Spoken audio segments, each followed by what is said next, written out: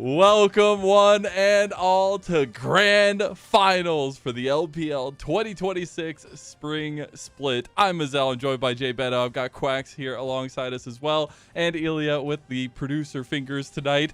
Gonna be keeping lord over 6 individuals, so it's gonna be a lot of work there. So give some shout outs to production. But we have a damn good finals in front of us. Top Esports versus BLG. And I'm glad you guys are here alongside me. Jay Beto, how you feeling?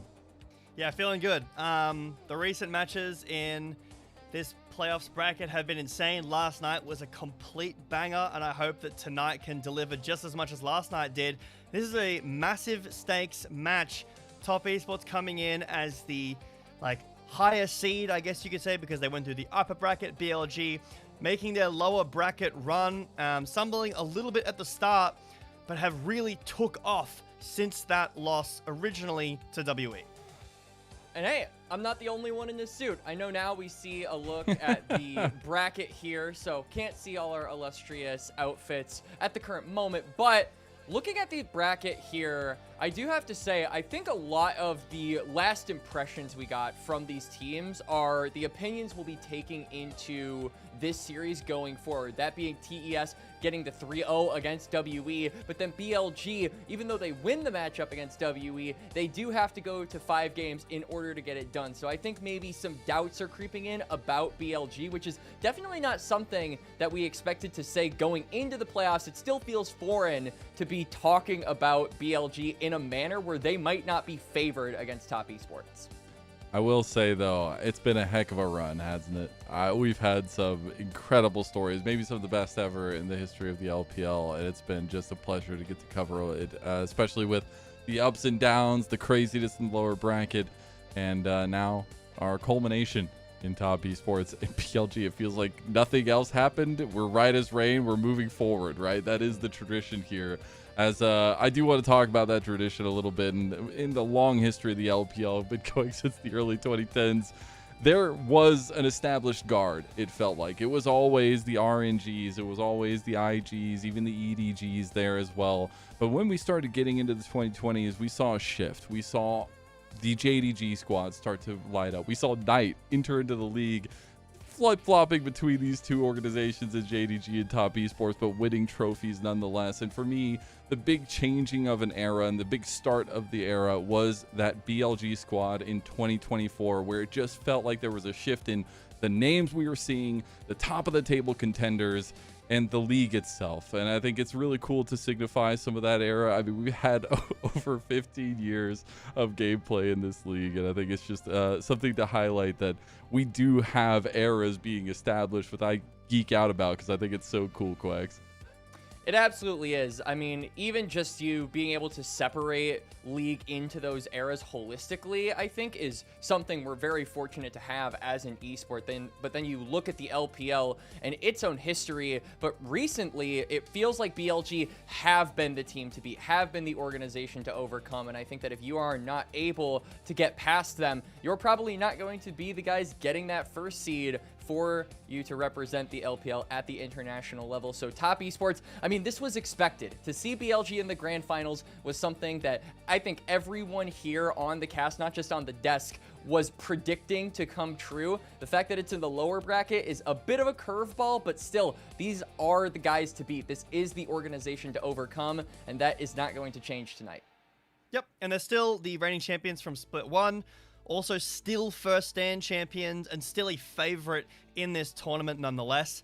I think that swap of Knight and Yagao when Knight finally joined BLG, that was the moment that this squad really ignited. And that 2024 was really something special. And I feel like although we've seen some slumps this year from BLG, and I mainly mean the WE matches so far, this team has still looked on fire. Top Esports, a squad that earlier in the year was not looking the same, in their roster. Now adding in some veteran talent, really also caught on fire in a good way in Split 2. And it feels like this is the paramount, the apex of Split 2 really coming through.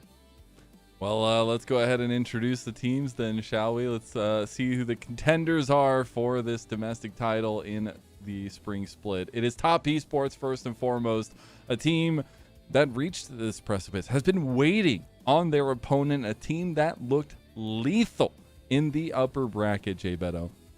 Yep. I think Joanne has really come into himself. Subbing in for a player like 369 is no small feat to do, and I think the rest of top esports as well has really found themselves. I think that Tian, obviously a great player, Jackie Love the same, but even Cream has had his moment, specifically the only win on Cassiopeia, the only player to find a win on that champion. She's like 1-11. So obviously he's doing something right, whether that's in drafting or in gameplay. But yeah, top esports have dropped, what, one single game this playoff so far? I actually think it's kind of crazy that these, like BLG and top esports haven't met yet. It is a little bit wild. You know, the beauties of a double bracket run for sure. But I think on the subject of top esports, it's really cool to see. We've got the BLG guard of the favorites and the super team, but then I feel like these guys are kind of the next up. The freshman class is kind of what they have been coined as, with Cream being that kind of next mid laner after Knight, and then you've got rookies in Feng Yue and Zoyan. These are guys who come in and have a really good split. Like you said, Gebetto, I absolutely agree that this has been the apex of Split 2, their performances and what has led them to get to this road. But in the jungle, it feels like Tien has really been putting on a show. A lot of the early game power from this team comes from him. He's their Spielberg, he's their Nolan, he's directing them around the map in the first 15 minutes, and everyone is like an actor saying, yes sir, all right, you wanna invade, let's go. All right, I like to hear that. Well, Jay, I know there was something you really wanted to talk about in terms of the drafting for TES and the direction in how they've been getting some pretty stable drafts for themselves, it feels like. Yep, I mean, I kind of hinted to it a little bit before, but in this first draft, top esports getting the Cassiopeia. This is a second pick, a counter pick top esports. I have to mention that because, again, the first selection, but Cassiopeia 1-11 in the LPL. It's not looking good globally as well, specifically into things like Galio. I was talking with K-Man a bit about this Imperial Mandate mid lane build that's going around on Galio. And it really makes Cassio's life hard. But with the Lee Sin, with the Nautilus, and with the Rumble, these are massive power picks the top esports managed to land in their first draft of the game against WE. And then in this second draft here, and this is a first pick from top esports, how are you allowed to get this draft?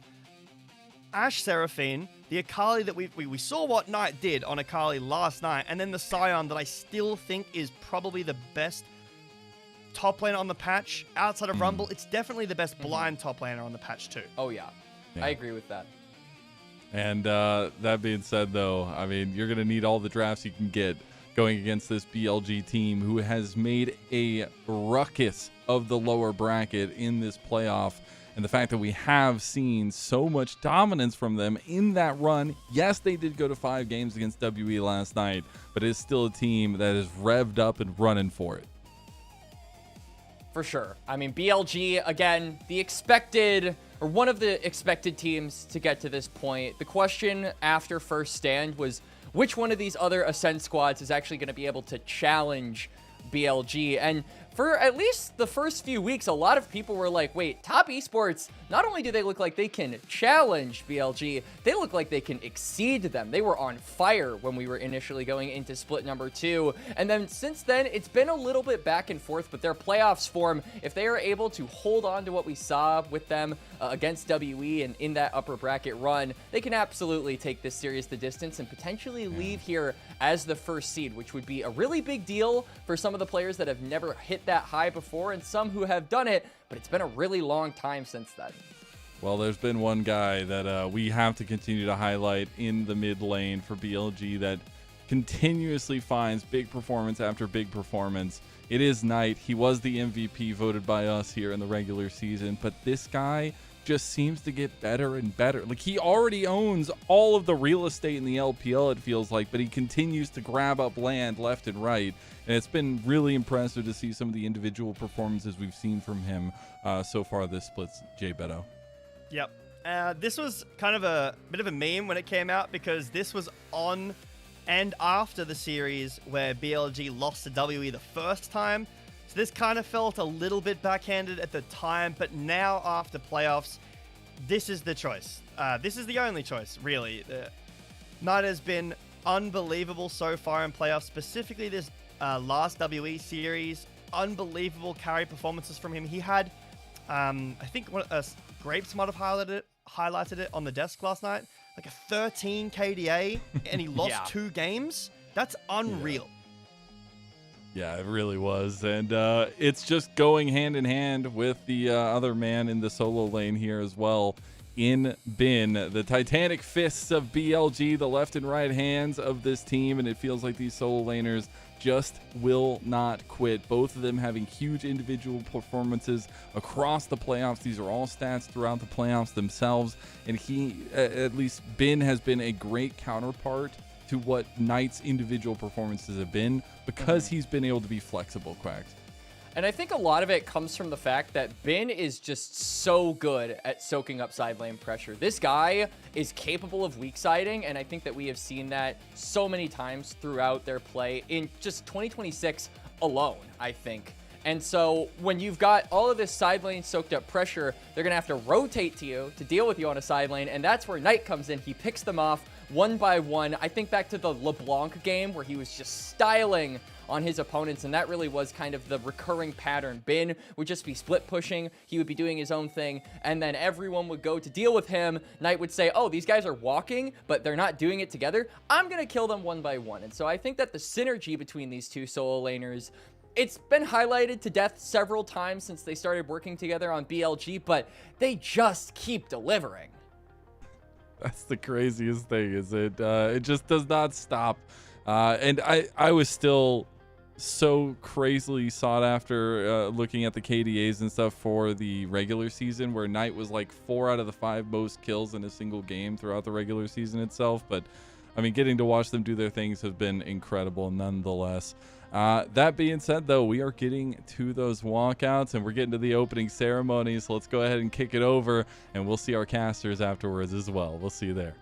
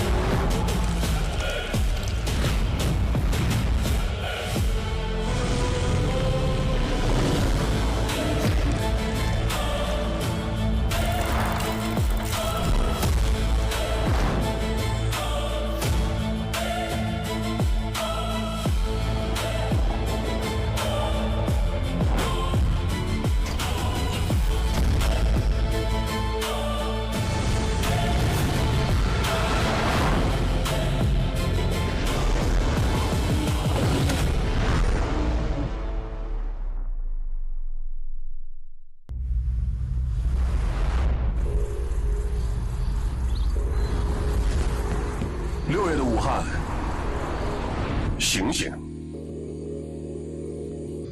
该燃起来了！火这东西，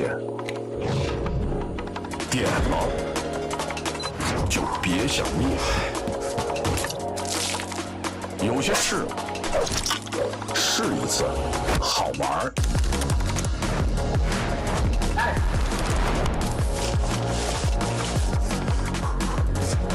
练100次，上瘾。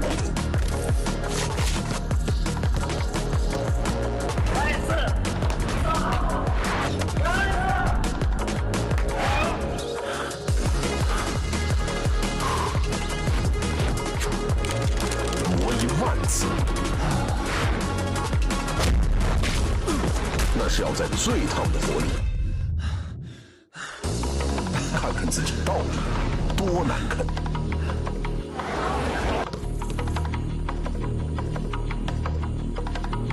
烧到浑身透亮，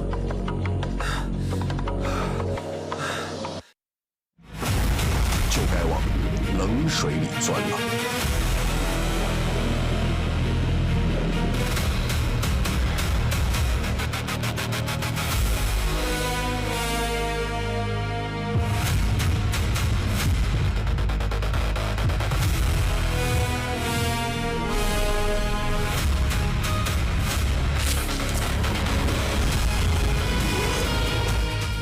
感觉到了吗？一次又一次，越来越快，一脚传了3个，越来越准，这个交闪放给前面崩死，越来越狠，约了3个人，开的太好了，小奶油。本能，他等了个电醒，笃定，他在表决心。先开打的 Q 成真4个。当这种感觉翻涌上来的时候，便是乘风。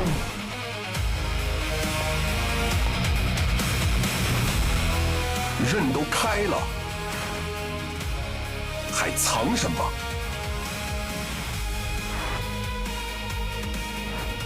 淬火成风，锋芒毕露。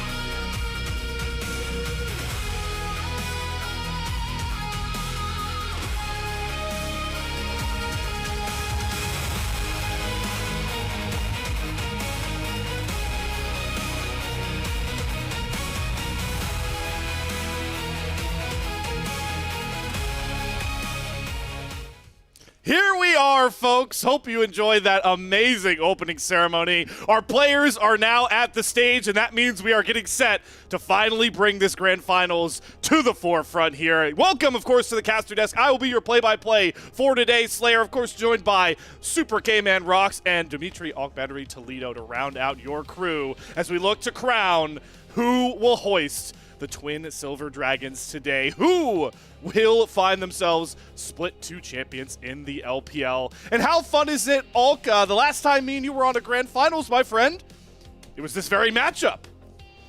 You know, I just knew something was in the water. I actually got the script from Christina herself. She decided to share it with the admins on LPL, and she told us it was going to be Top Esports and BLG in the finals. I just had to really bring it back. Okay, all right. So you've been honing that in yourself, and now you can really... That's why I got yesterday's prediction right. 5 games for BLGWE. I just knew. There you go. Well, same cannot be said for our other color caster with his predictions, but K-Man, I'm very excited that you're here, my friend.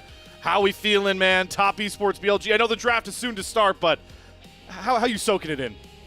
Oh, I am unbelievably excited, Slayer. This is the dream finals matchup. I really do think we are getting the two best teams in the LPL in the grand finals, two very aggressive, fast-paced, fun rosters that have so much on the line. This is basically a dream come true for, me watching an LPL finals, me being a part of an LPL finals. To get this matchup, to get these players in the form that they're in, this is going to be a true banger.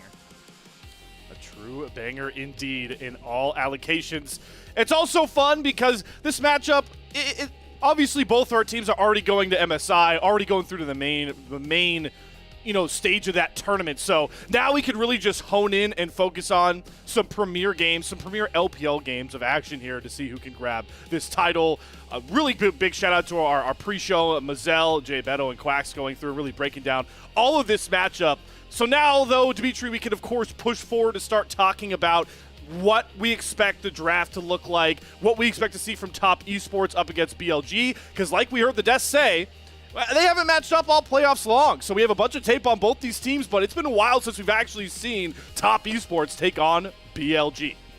And BLG have also played twice as many games as Top Esports have. Top Esports are sitting at a nice 9-1. Well, guess what? BLG have 19 games from just last night. They've played an insane amount of just sample size for us to see. And usually, I would say that for Top Esports, this hopefully means that the prep that they've had has mean that they could come in with a very strong approach to the start of this series. But I just think that BLG has always been a momentum team. They've had a lot of confidence to be able to build between the start of the playoffs and now. And I just hope and pray that this is the time where BLG are going to kind of say, okay, we're done messing around. We're not going to be playing to our opponents. We're going to play to our strengths, and we're going to take over yet another LPL final.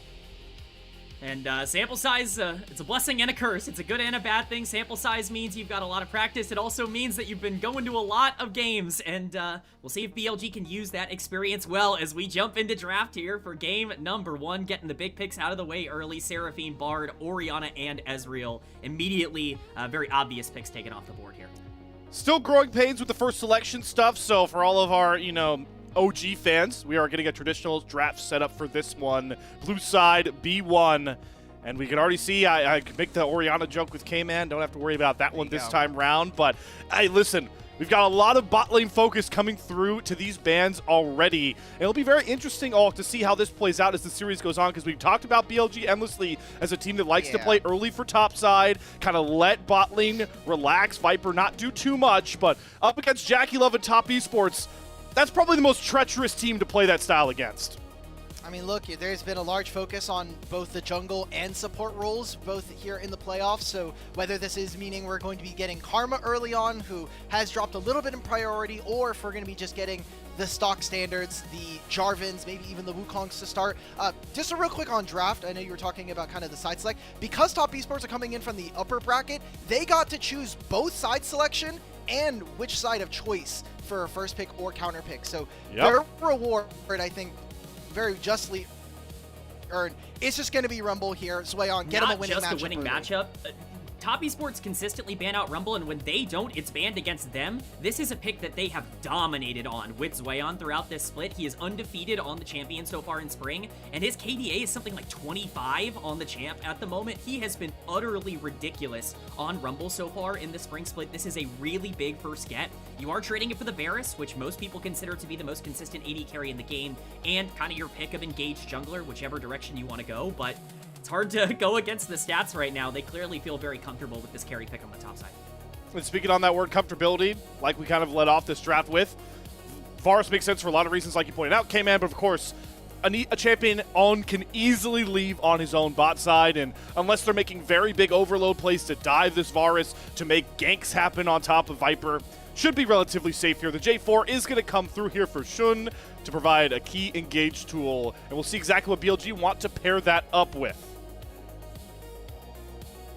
Kind of interesting to see how this draft has already started, because I think for BLG, it's very much just how do we get the most comfortable, safe draft so that we can start to play aggressive around our solo lanes. Again, that Varus can play weak side if you need to, but it does keep the door open for if you want to go for one of these crazy poke lanes. That's something that BLG have at least tried in some of the past couple series. It's not always gone according to plan with the way that they structure a lot of their drafts, but with the Vi as the answer already on the other side, we could be setting up for potentially an Ahri. I think that makes sense not only as a great pick for Cream, big assassin player, but a takeaway from Knight. You really can't afford to give him an Ahri in a grand finals. I think this would be a pretty easy lock for me. Vi Ahri, I mean, just get to be aggressive as you want.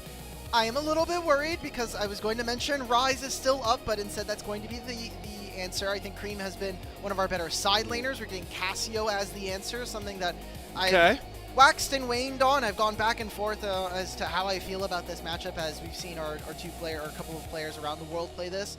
We get in the second phase. Is no one worried that Bin is going to play Varus top lane here?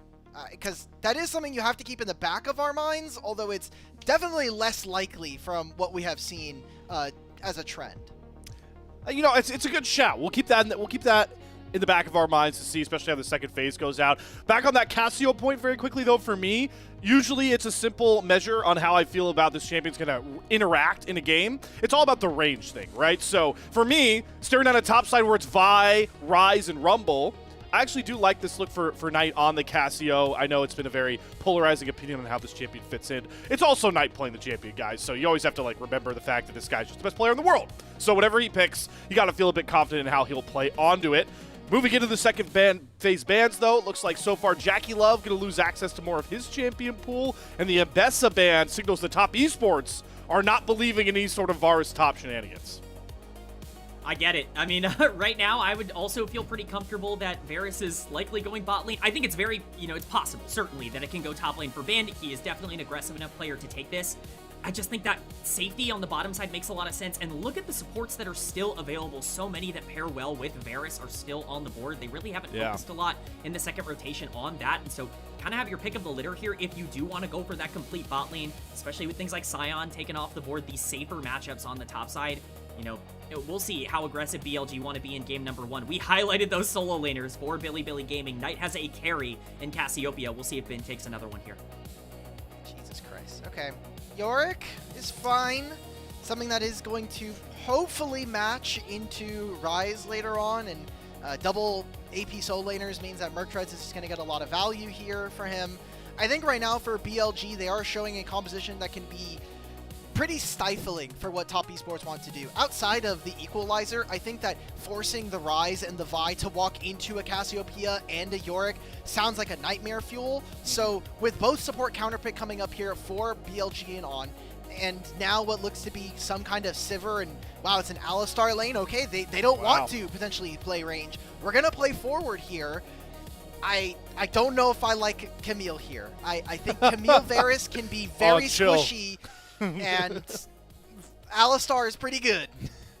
Yeah, you listen, it's game 1, Billy Gaming. We don't need to get too crazy with the equations. We have seen that kind of happen with Fearless. Some teams just decide, oh, game 2 is where we're going to get crazy and try and save those meta picks for later. Not going to be the reality here, or will it? All right. Okay. It's too early to be falling for the hovers, but man, oh man, BLG coming out swinging with the Camille game 1. Look, BLG they're putting the pedal to the metal in this one. This is a very weird comp because of the setup with Cassiopeia. It's going to take some time for her to develop, and you are eventually going to spike upwards in the late game. I might be a little bit against the grain here, but I actually really like the TES draft in terms of what they can look like if they can survive some of those aggressive early games. The Ryze obviously is going to have a little bit of trouble into the Casio. That is a long-term, counter pick matchup, but Ryze is going to be more active in terms of being able to play with his jungler, I think, for a lot of the mid game. This Rumble is set up incredibly well for this late game, in my opinion, and I think it's something you have to be scared of if you're BLG.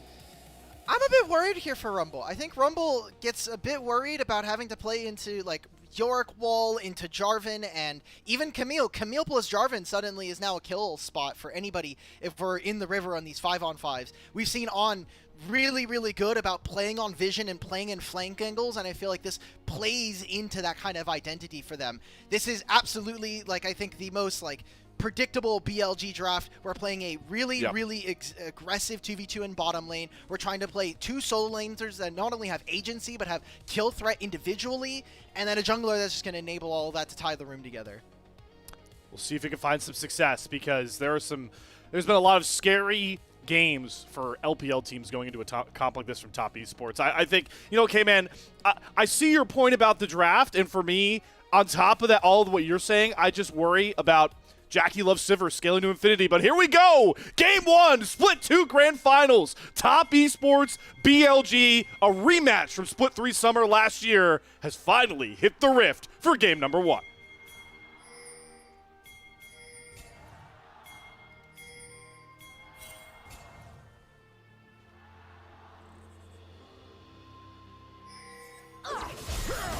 Oh, level ones. Yay! Chayo's getting interrupted very early on, but ongoing pretty low here as JackeyLove already has Lethal Temple stacked up very highly. The auto attack powers of the Sivir should be enough. Oh, just one measly hit away, gonna flash over the wall to get away from Fengwei, but that's a great start for the Top Esports bottom lane. JackeyLove is just walking Viper down.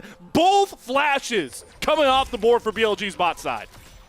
I feel so vindicated. I have spent the last 6 months saying that Sivir is a champion. You can win 2v2s in the early lane, and that right there, I mean, you did it versus Hela Blades Camille. Great job coming in. You walked in blind into a tri-brush, and now that's not only the flash from Camille, but the teleport and the flash away from Viper. Early lane dominance coming in from JackeyLove and Fengwei, where Viper and On have not been able to succeed in lane play in the playoffs.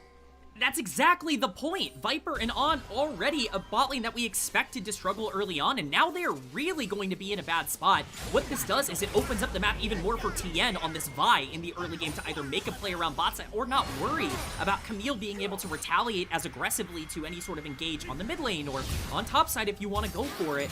It's just a really big problem for BLG early, and it certainly is going to give TES a lot of tempo. Also just got to see Knight go for an early recall to get a Mana Crystal, and TP's back in the mid lane is all right. Fengwei going for a bit of the Alisec, but On turning around immediately, grapples on top of JackeyLove, and chunks him down to about 10% HP, so BLG down a lot from this early level 1 trade, but finding their way back into it.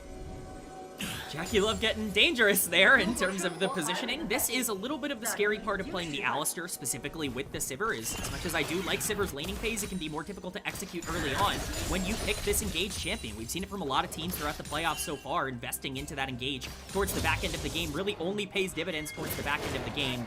Then being shoved under tower doesn't really take advantage of the sums they burned early.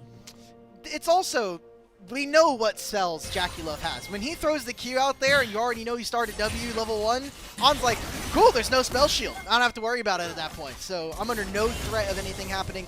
Now BLG did see Vi cross into top side after they finished the Raptors, so they know that Vi can be out on the map and has already finished the scuttle. It seems like we're trying to go for a dive. It might only be Fengwei, but because JackeyLove backed off, seems like Top Esports are not going to lose much more. He's going to be a plate which now equalizes what was a bad early start here for BLG's bot lane. Definitely in a much more comfortable spot now as we get to see Shun complete that bot crab. Get the ward onto Tien on his respawn Raptors. Mid lane, go look for trades with both junglers spotted. Goes popped here for Cream. Twin Phase going down. Nice flash there from Knight over the Cream Q. Just gonna make sure he doesn't get soloed out here. But it's on the roam here. Gonna hook shot. Cream's gonna flash, but it does not matter. On will die thanks to the slow from Cream. But he gets first blood nonetheless for BLG. Oh, it ends up being okay because at least the first blood goes on to the Camille. As He's gonna go right into this house. Hey, oh, Fugway! Nice flash to headbutt Shun back towards TN. Gonna have to suspend his own flash to get back over that very same wall. Fugway definitely showing off his Alistar mechanics early on to this Split 2 final. How many flashes are gonna get burned? Bin's gonna die on the top side here. Another one. Overheat from Zweon. Puts down the Dark Procession. Bin still wants to trade though. Gets a huge heal. Throwing down and nearly finds Zweon as well as, oh my god, On's back on mid lane. Once again going after Cream. Doesn't get the stun, but the slow still will land. And Cream will be able to walk out with a very unfortunate wave state. Oh man, Slayer, I hope you get a chance to catch your breath because we have just gotten play after play after play. We wanted action. I guess we're getting that here in game number 1. Count them on the bottom of your screen. No flash for Camille, Varus, Cassiopeia, Jarvan, Ryze, all of them gone. Rumble. There are basically no tools available. They've all been used, and that means a lot of lanes are susceptible. On still here mid. Again! Oh god, another hook shot. This time the stun lands into the flag and drag knockup. No flash for Cream, but he gets the Whispers down. He's able to skate around. Nice damage. Tien though going in to try and save him, but gets caught in the miasma. And Shun finds the kill onto Cream. The poison ticking down gets Knight another. BLG springing into an early game start. All right, well, guess what? I guess when you have Camille, you could just do this level 1, and you can continue to do this all game long. We actually got to see this earlier on.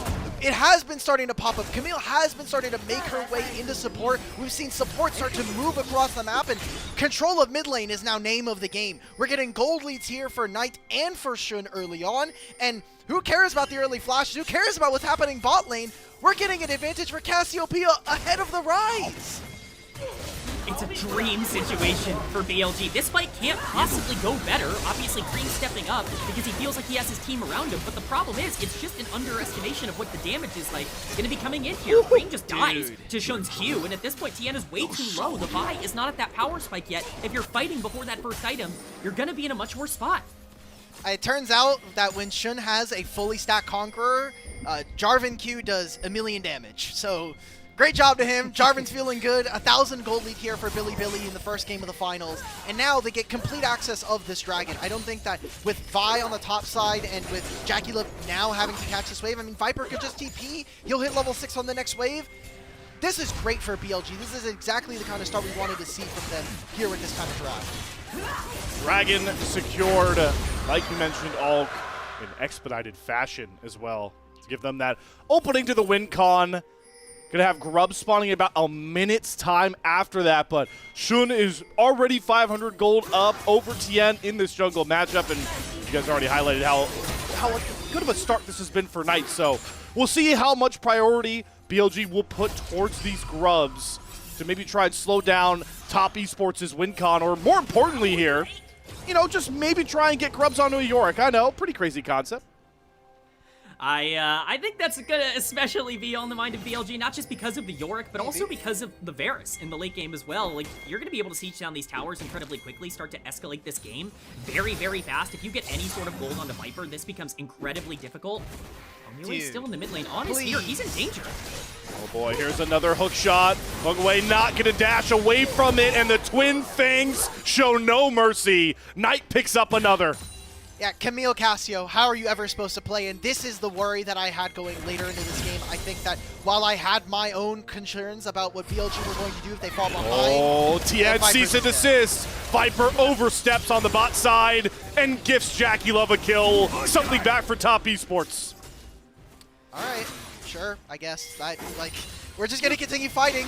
I mean, Top Esports are trading gold for objectives on the map. I am not happy with that trade. BLG are now going to get 3 Grubs for a Yorick, and guess what? If we're going to continue to play around tonight, that's going to be gold for Cassiopeia later in the game.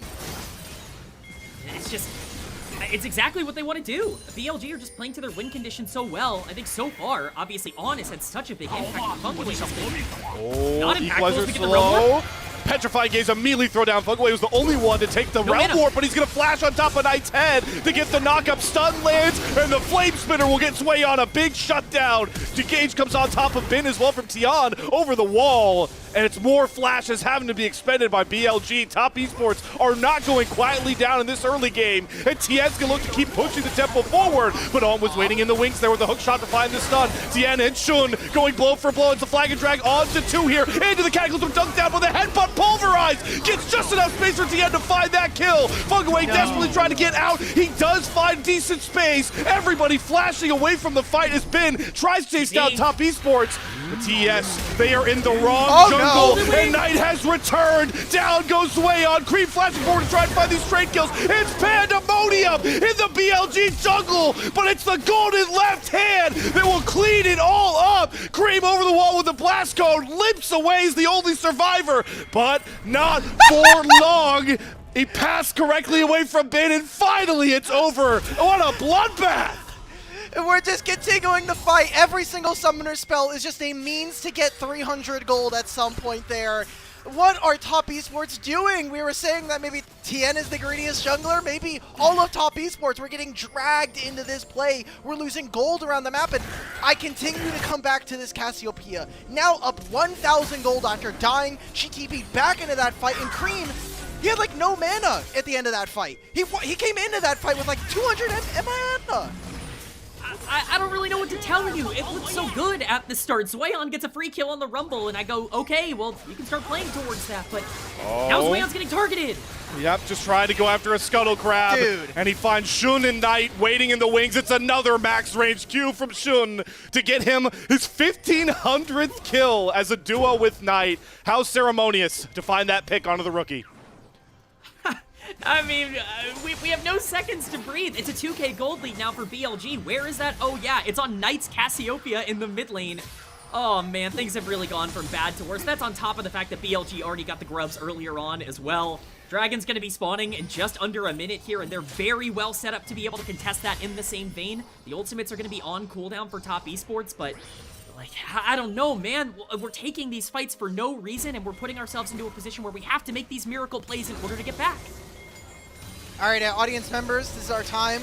Breathe in, breathe out. This is my time. Before Dragon I need starts. this. Yeah. I mean, no flashes in mid. And Top Esports, we kind of ascribe them as the team that is going to scale or have more options as the game time goes up. But I'm looking at items right now. I'm looking at kind of where BLG are putting a lot of their eggs in terms of the basket. And I just think it is really, really tough as a Top Esports player to say, hey, we're going to try and make a play onto a player like a Cassiopeia.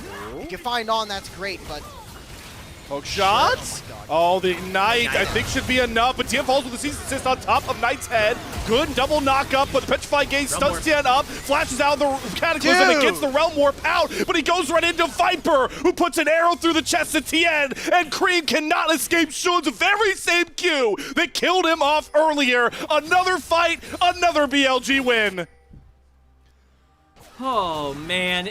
Top Esports are just playing it bad. There's nothing else to say. The Realm Warp actively brings his jungler immediately to his death. You're posturing, so you get a free pick onto the Cassiopeia, and you posture immediately into another lost fight. You're going to lose Dragon for that. BLG's already at that second Dragon. It's going to be Cloud Soul this game, which is fantastic for BLG's comp. And as we get a look at this replay, it's again just greedy. It's overextension. This is the exact same thing that already happened in this game. Top Esports find a good pick. They're able to get some gold onto a priority target with the Ignite going down here, and then it's just too much. We're going again. We're going again. No time for replays, Jets. This is the LPL. We find everything, and that includes Krugs that TN does not have access to. It's an all-out blitz in his own jungle, and it's the 4th kill over tonight. A perfect 11 of 11 in kill participation so far. Hey, don't worry, guys. While we were in that replay, by the way, BLG also got the second Dragon of the game. Let's just go to game 2 already. Like, this game is just Can we get the desk back in here? Yeah. Yeah, at this point, look, we didn't have a desk for the pre-show last night. I want to give them at least a little bit of space after this, but just Top Esports, every time they want to go for one play, it feels like we're going for a +1. It's like, okay, we got the on kill, now we're going to go for more. Okay, hey, look, we just found Knight, now we're going to go for a bin when we were looking at the red side fight earlier on. So just so many things are going bad here for Top Esports, and it feels like if they had just been able to cut their losses early, this would be a much easier game at this point. This reminds me so much of the Top Esports of years past, where they just have not been able to contain themselves in these big moments. Players like TN and Cream, when they were together previously, it was constant action after action. It made the team fun to watch, but it made them too volatile. Unfortunately, they are falling into the same traps here today. We might even get another fight here. Rift Herald spawning in just about a minute. with the way that this game's going, I would typically go, well, there's no way Top Esports are going to contest Rift Herald down 4,000 gold, are they? But who knows, man? At this point, it is 14 minutes, and On just got level 6 in this game. Like, and he's 2, 3, and 4 right now, man. Like, I don't know. He's had massive impact. Well, it's also, you know, to continue that point, like Fungway didn't get to level 6 much quicker than On did, as we see the two supports start slugging it out. On with a hook shot forward, he's going to put down the Hextech Ultimatum to trap the cow in place. But it doesn't look like Shun gets over there close enough in time, but doesn't really matter. What BLG really get is more pressure. Their battle lines moved up further. They're going to knock down the top tier 1 turret, and they can parry this right into the Rift Herald that's spawning in mere seconds. my Cassiopeia up 2,500 gold at 15 minutes into the game against a Rise. Because if that's the case, yeah, I think we're in a pretty bad spot. Viper just gets to push in for free here. Again, if they contest this Herald, I don't know what to tell you. At that point, we're just throwing everything at the wall. On's making his way to try and flank onto the bottom side, but I mean, really, the silver lining, I guess, for Top Esports is you're looking at the comp for BLG, you're looking at Cassio, you're looking at Jarvan, even a Varus, the Camille, obviously. These are all champions that are relatively proficient for BLG. They've been big picks for them all split long. You know, game number 1 might go this way, but we'll see how they can continue to try and get some gold back this week. Are we going to lose the game over blue buff now? Yes. Of course we are, because Petrified Gaze claims Cream in place. Immediate flash from Jackie out of the Cataclysm, but here comes Viper over the wall to make sure he has no room left, but in the gray screen, Viper picks up a double kill to get more gold to the BLG carries. Oh, by the way, hey, Knight had already finished the second item during all of this. He had a rocket belt that he completed on the last back. He comes into this fight and he gets to use it. Just more HP. You get the Herald now, which they'll be able to use before the next dragon in a minute and a half. When we said that BLG tend to play to the level of their opponents, I think that this is a nightmare scenario for Top Esports. They do not want a team that is going to try to match them band for band, muscle for muscle on this. All right, friends, let's have a little bit of fun with this as we go back through the replay. How long before Knight doesn't participate in a BLG kill? Because it's still going. I don't know. Top Esports. Will it? Will it happen? I mean, if TES, with the way that the game state's going, TES might take a random fight in a side lane that ends up getting one of their guys killed, and you know that might end up, you know, with him losing that 100% KP. But if these team fights break down the same way, like he's got a real shot to walk out of this game. Oh my god! Oh the my blast god! cone perfectly timed so the Vault Breaker doesn't come through. We're fighting in the same spot as earlier, by the way. Yep, Fugaway wants the smoke. Okay. He's gonna alley sec Knight over the wall into all the Top Esports, and he should be as good as mid-speed. What a play from the rookie support! Gets Jackie Love even more gold, and a clutch kill onto the golden left hand. Okay, Top Esports, let's not go for another one, okay? We could just go top lane if we really wanted to. They faded towards mid. I think this is a big mistake, and now BLG. On Hextech Ultimatum, you can't escape Jackie Love, but he does kind of run the chains of corruption well, but it's just not going to be enough. Viper can casually auto-attack him down as BLG find another kill. And oh boy, they might have found a bowl in their midst in the background as well. Fugway gets knocked up from the flag and drag. On's going to hook shot on top of Cream. They don't have a lot of damage, these two. Shun and On can't really commit to a lot of these kills, but Shun still wants to smoke nonetheless. Flag and drag into the Cataclysm. Flash out from Cream as the TP's coming through, but Shun cannot be perturbed. Is he getting another max range Q? No! This time it's the flag and drag. Knight also TP's in to get the kill on the Fungaway. BLG, 16 kills in 18 minutes of gameplay. And it might be even more here. Tien gets interrupted on his Vault Breaker, trying to dash away from Knight. He's going to have to flash instead, but Shun will follow him, and the Petrified Gaze turns him to stone and bends the barrel that knocks him back to the base. Maybe TES should stop going for plays. It seems like every time they do something on the map, everything falls apart for them. Soul point for free here for BLG. That almost feels like an afterthought as we're staring down an 8,000 gold lead in 18 minutes. On is 2v1 and Fong Yue and Zueon at this point in the game on Camille support. I just don't know what to tell you, man. If we were worried about BLG losing some confidence against WE, I think that's going out the window. No. Jackie Love can't escape these chains. Another kill for Knight, and let's take down the whole Top Esports bottom lane while we're at it. Yeah, well, with that last play, of course, we're not done. We got to keep going. Maybe we try to cook bit. I mean, Vi's here as well. Okay, Tien's making the right call. Nope, Shun's not done. Nope, he's not done. Neither is Knight, by the way. Flashes forward to find that kill on his way on. Cream trying to look for some angle back in, but he's knocked up and dunked down. It's a double kill tonight, and all TN could do was say, guys, I've got my Krugs. So I was going to say, hey, look, K-Man, when we saw them chasing the top side, they finally broke Knight's 100% KP, and then it turned into like 7 more kills here for BLG. So they just have no answers. BLG, it feels, can literally do no wrong, and when that does happen, Top Esports maybe get their hand caught in the cookie jar. They're now down 9,000 gold at 19 minutes. They're already at sole point here for BLG, who got the Herald and 2 Grubs. This is an excellent display if this is what the finals is going to be if you're a Billy fan. This absolutely looks like the best team in the world. This is the version of BLG we were praying to get here in the finals. I can't believe that we're getting it so aggressively in game number 1. Everybody playing at the absolute maximum of their limit.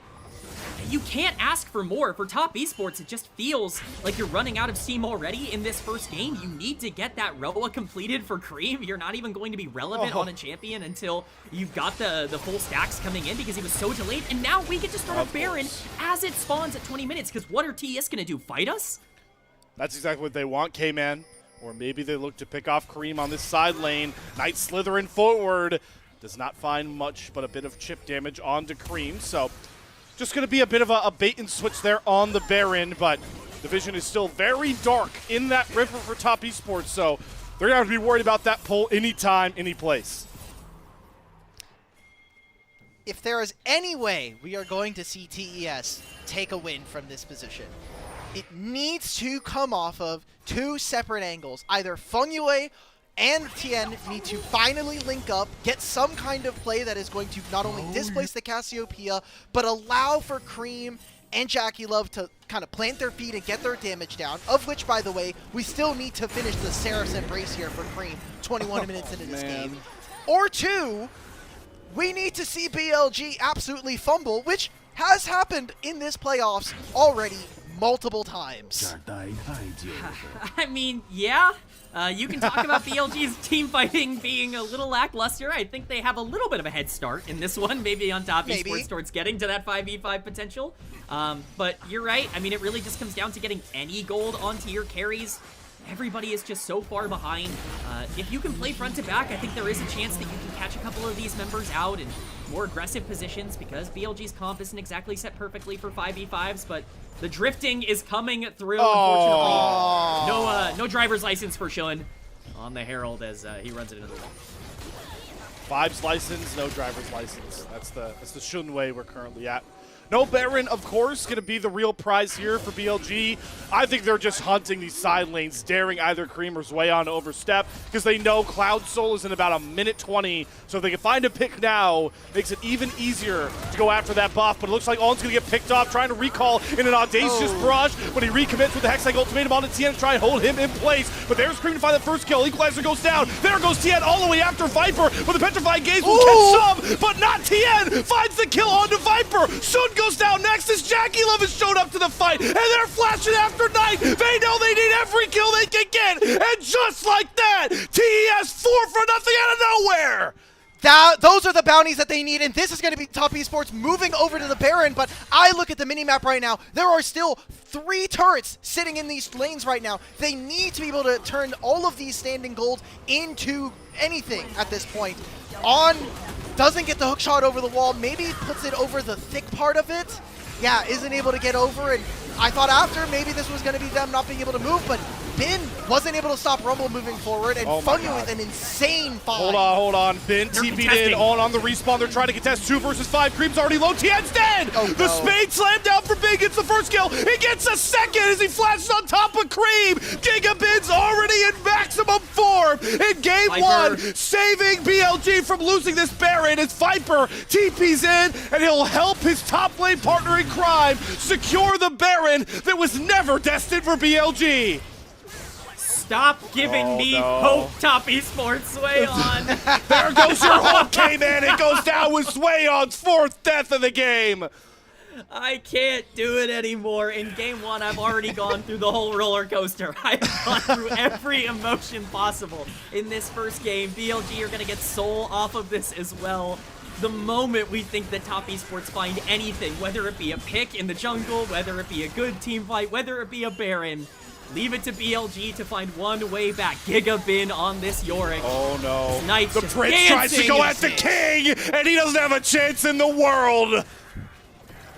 Oh my god, that was just brutal. Fungyue is dead as well. Slayer, just get some water, man. Like, there's nothing really we can do at this point. It's a soul. Maybe it's more of a fight. Who knows? Yeah, but it's just one-sided for BLG. You can't Vault Breaker through a Hextech ultimatum. You can't run from BLG when they smell blood in the water. Cream dies to Viper. Zwayon about to go out the same way he did 30 seconds ago. He's the only one left up for Top Esports. Do BLG just look for the killing blow now? They've got the ghouls, they got the grubs, they've got everything they would need, and with a couple Nexus turrets exploding, BLG will take a 1-0 series lead in 25 minutes flat in our grand finals.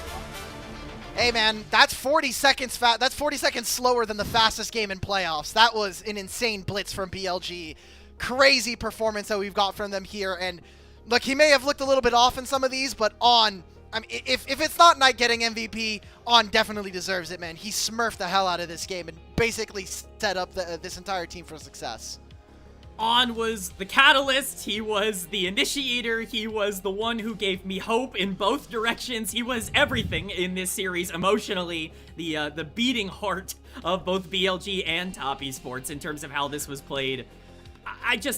I'm so happy to see this, not only because this was the most fun first game of the finals that I can remember, but because this is the BLG that we were looking for. This is the team that we were expecting to see throughout a lot of the playoffs. You can throw out a lot of the tape that you saw yesterday because this is a very different team that has showed up today. Very different team indeed. Okay, man, I liked how you put it best. In the best team in the world form is BLG showing up to this grand finals, trying to go back to back. What a start. It was fast. It felt like an eon for myself personally. I need a classic World Cup hydration break. So let's throw it back over to the desk to see what they thought about that 25-minute BLG slugfest. What a crazy way to go. What a wild, wacky, BLG-flavored way for this series to start off. I'm Mazel. I'm joined by Jay Beto and Quacks, and yeah, I think the casters put it just about as how it needed to go, because BLG were not mincing words today, Quacks. They weren't. This just felt like this felt like Call of Duty Zombies, honestly. Like, one by one, they were just like mowing down the members of Top Esports, moving as a unit. And it was very entertaining to watch. It was certainly, from like an outside looking in, that was a very fun game. But I think if you're a Top Esports fan, or worse yet, a Top Esports player, you might realize that BLG, they really came in today ready to play. Yep. Very big change up from what we saw last night from BLG. I saw a lot of interaction on Twitter, and I agree with this myself about WE really gave it to BLG through drafting some aggression in the jungle, making these creative starts, and shutting down the solo lanes of BLG. Well, BLG take that plan, and they say, okay, I like that. We'll do it. Aggression through jungle. We're going to shut down your solo lanes and give big leads to ours, mostly Knight, who had a ridiculous performance. And those early ganks in mid from On, getting the flash, punishing it after. Really well played from BLG. I'm still just sitting here like, why wasn't there Shirelius? You know, it could have been an even speedier Snake in the mid lane, but yeah, Knight.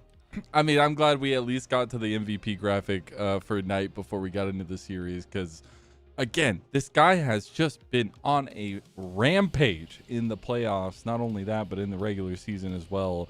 He just keeps one-upping himself, and at this point, he is the LPL, and it's just incredible to continue seeing these individualistic kind of performances from him. Thoughts on Top Esports, though? What went wrong? What needs to happen, Jay Beto? I think that when you draft a lot of scaling like this, like the level 1 was great, but after that, you're losing bot. Then BLG used their tools in mid to shut down Cream. I think you need some more stability where you can survive by yourself, where Cream can't be impacted. Maybe that's through a winning bot, but it felt like once BLG got the ball rolling, Top Esports didn't have anything to stop. And that's... I feel like counterpick is genuinely more valuable more often than it's not because of what we're seeing here. Cream gets counterpicked, the bot lane is very winning for BLG, and then top lane gets counterpicked too. So top esports just have to sit there. They win some great fights off extensions, but they don't really have any winning positions. They don't. The solo lanes both got counterpicked, like you said, and then on top of that, I really raised an eyebrow when I saw TN on the Vi. Not because I think Vi is a bad champion or that TN can't pilot it. It feels stylistically unfamiliar with what TES have looked their best on. You know, you think back to the Lee Sin game that TN was able to put on against WE in their most recent series before this, and he was schmoving around the map from minute one. The Vi doesn't really give you that flexibility, it doesn't give you that high-octane style I think that he has been cultivating throughout their wins, and so he just has to farm until level 6. His solo lanes are losing, his bot lane is dying. It's the classic jungle solo queue experience, honestly, if I do say so myself. Personal accounts coming into that feeling there. Oh yeah, Maybe a little bit. Okay. Maybe. Just wanted to make sure. Very dominant game. Even though there were some slip ups and some moments the top esports were scraping back a little bit more, it is still a completely owned BLG dominance. And for me, it's also looking at some of the pick preference. We saw the Camille come out for On in a game 1 to set the tone for the series itself, but we're also seeing some very powerful picks being taken off the board on both sides now. Yep. And I mean, the Cassiopeia being taken away, I was expecting Cream to be picking it in this series after, you know, it's 1-11, Knights played it, didn't look great.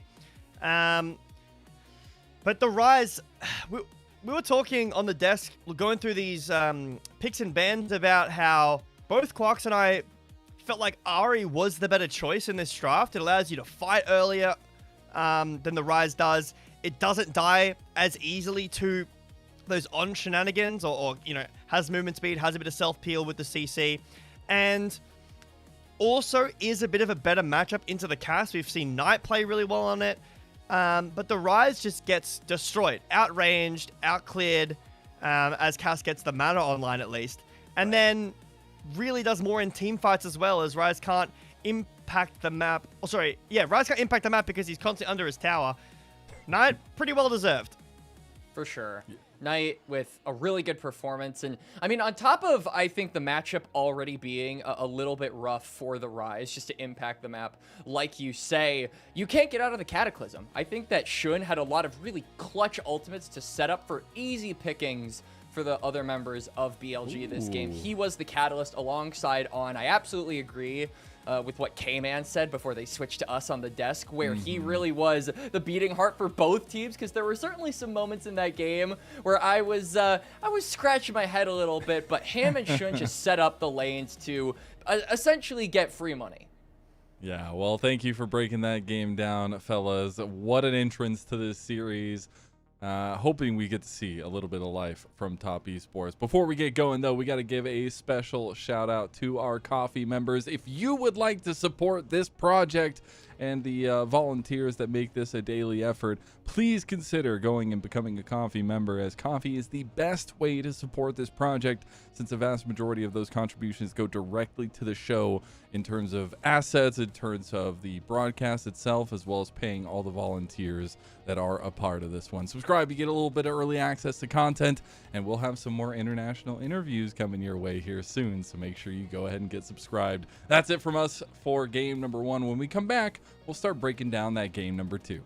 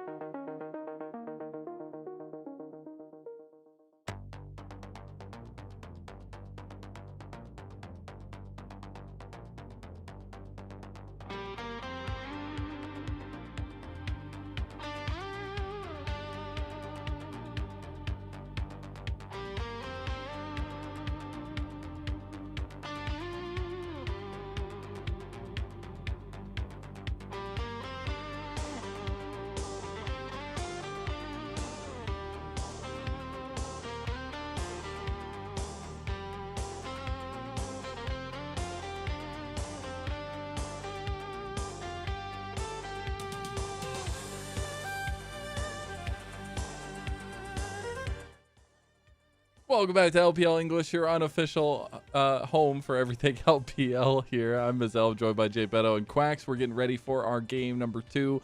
As we do, let's go ahead and break down that game number 1 draft and see what we want to have different coming into game number 2, because for Top Esports, they definitely need to go back to the drawing board. Jay Beto, I'll start with you. Any thoughts or quick feelings about what Top Esports need to change or what went wrong here for them? Yeah, I love the start. The Rumble, great pickup. We were talking and tossing about maybe a Nefiri for Top Esports, but ended up landing on the Vi, which I'm a fan of. And then, like we said in the post game, I'm not a huge fan of the Rise in this scenario. Allows it to get counterpicked, which it does. I don't particularly love the pairing with Vi specifically. I feel like when you're playing a Vi, you want something that can fight with you aggressively and kind of bridge her weak level 1 and then make the dragon fights feel a lot more cohesive. But Rise doesn't do that. He just stands there and ping-pongs waves into an opposing mid lane. Maybe early game you can look for a roam, but then the idea is that you rotate to the lane that is also losing in the Sivir. So I really don't love this mid lane matchup for Top Esports. I think that the Ahri blind is much better, even Talia, although the worry is the Cataclysm. But like Quark said, the Rise is also not good in the Cataclysm. So yeah, not a huge fan of this pick.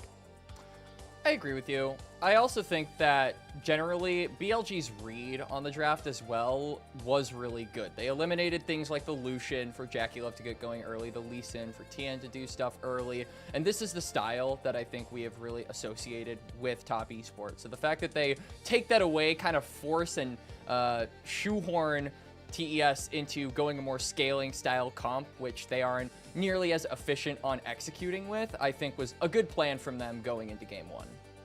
And we're going to be taking a look at some replays here to break down some of the gameplay that we were seeing from that game number 1. We're starting off with this one.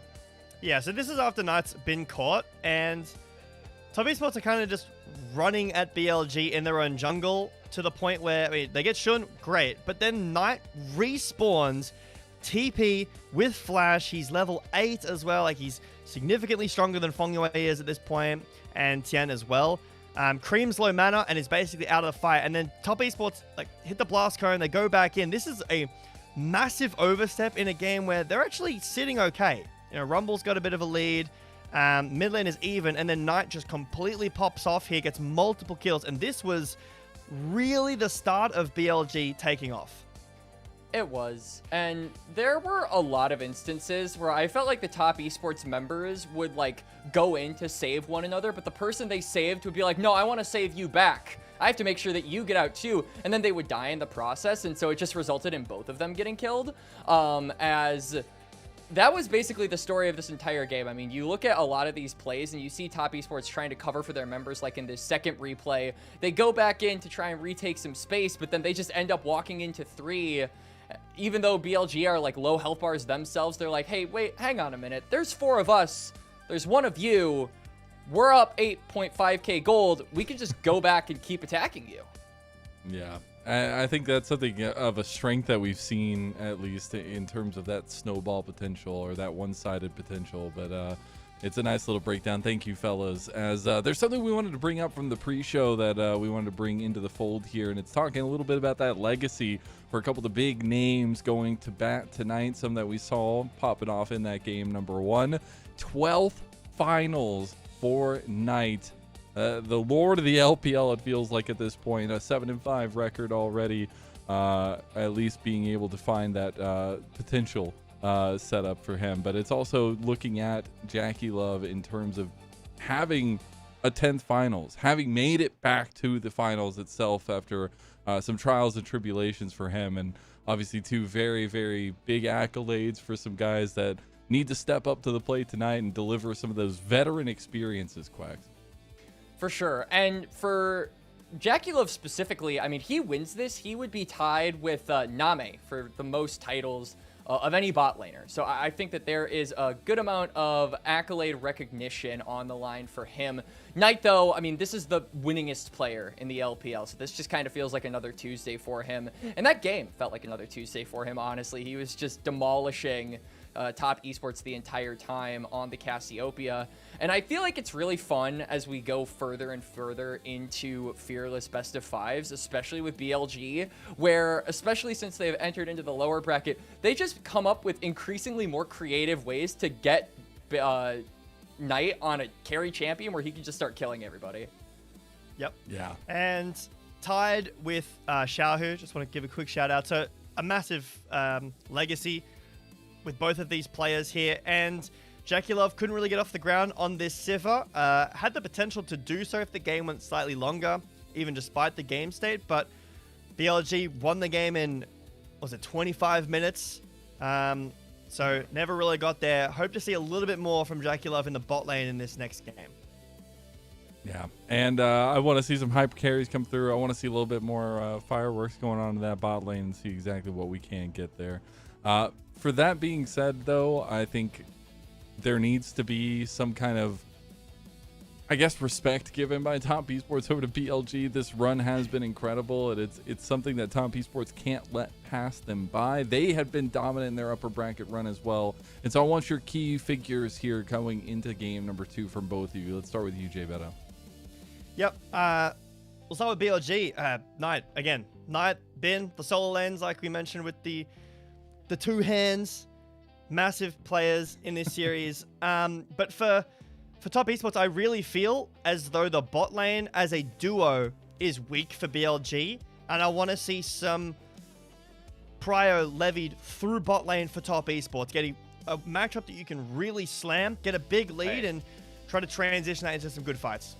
Sure. Well, we are ready to go for game number 2, so let's go ahead and kick it back over to the casters to get ready for that one. Thank you so much, Mazel. Welcome everybody back to the caster desk. As I have properly hydrated, calmed down. Hopefully all you have as well ahead of this game 2 here where, well, we're going to really test, I would say the mentality, K-Man, of this Top Esports roster, which I do think is particularly relevant. We talked a lot about how guys like Jackie Love, Tien, they've been in this matchup. They've lost to BLG before, but Zwayon and Fengwei, you know, let's test how well you can, you know, disregard whatever the hell game 1 was. That's the thing. I mean, we can talk all we want about, oh, you know, these players were really good in the regular season and that they've had a lot of good playoffs, you know, playoff performances so far. Players like Fengwei, Zwayon, they've stepped up, but it's a different beast when you're in the finals against BLG. A lot of players on that side, they know what they're supposed to do here and they know how to handle a lot of adversity. Top Esports faced basically no adversity leading up to this in the playoffs. This is going to be their first major test going really down in terms of confidence and momentum. We'll see how they respond. All right, we're starting game 1 draft here again, or game 2 draft anyway, and I just want to set the precedent, by the way, that game 1 is not going to happen again. There's just no way that we're going to get supports that are going to be this spicy early on. Alistar and Camille are gone. The best we're going to get is like Poppy. Maybe if we're feeling really nice with it, we'll get a Nico performance from one of our 2 bot lanes here. But again, I think that taking away things like Bard and Seraphine are so good for what the rest of the game is going to look like, taking that away from On and not allowing for Seraphine to essentially smooth over any laning woes that we had with Viper and On, I think is a really good piece of addition that we've seen from TES so far. Let's see if we get any sort of jungle ban coming through here finally here for BLG, because if not, we're really allowing Tien and Shun to eat well into the second draft. You still have Xin Zhao, you still have stuff like Pantheon floating around here. We have the carrying junglers, all of that, except for Vi and Jarvan are going to be up and available. But despite all of that, TES say, Zwayon, hey, Rook, we're giving you the rock, man. Jace top blind. Or I guess there's some flexibility here with this champion.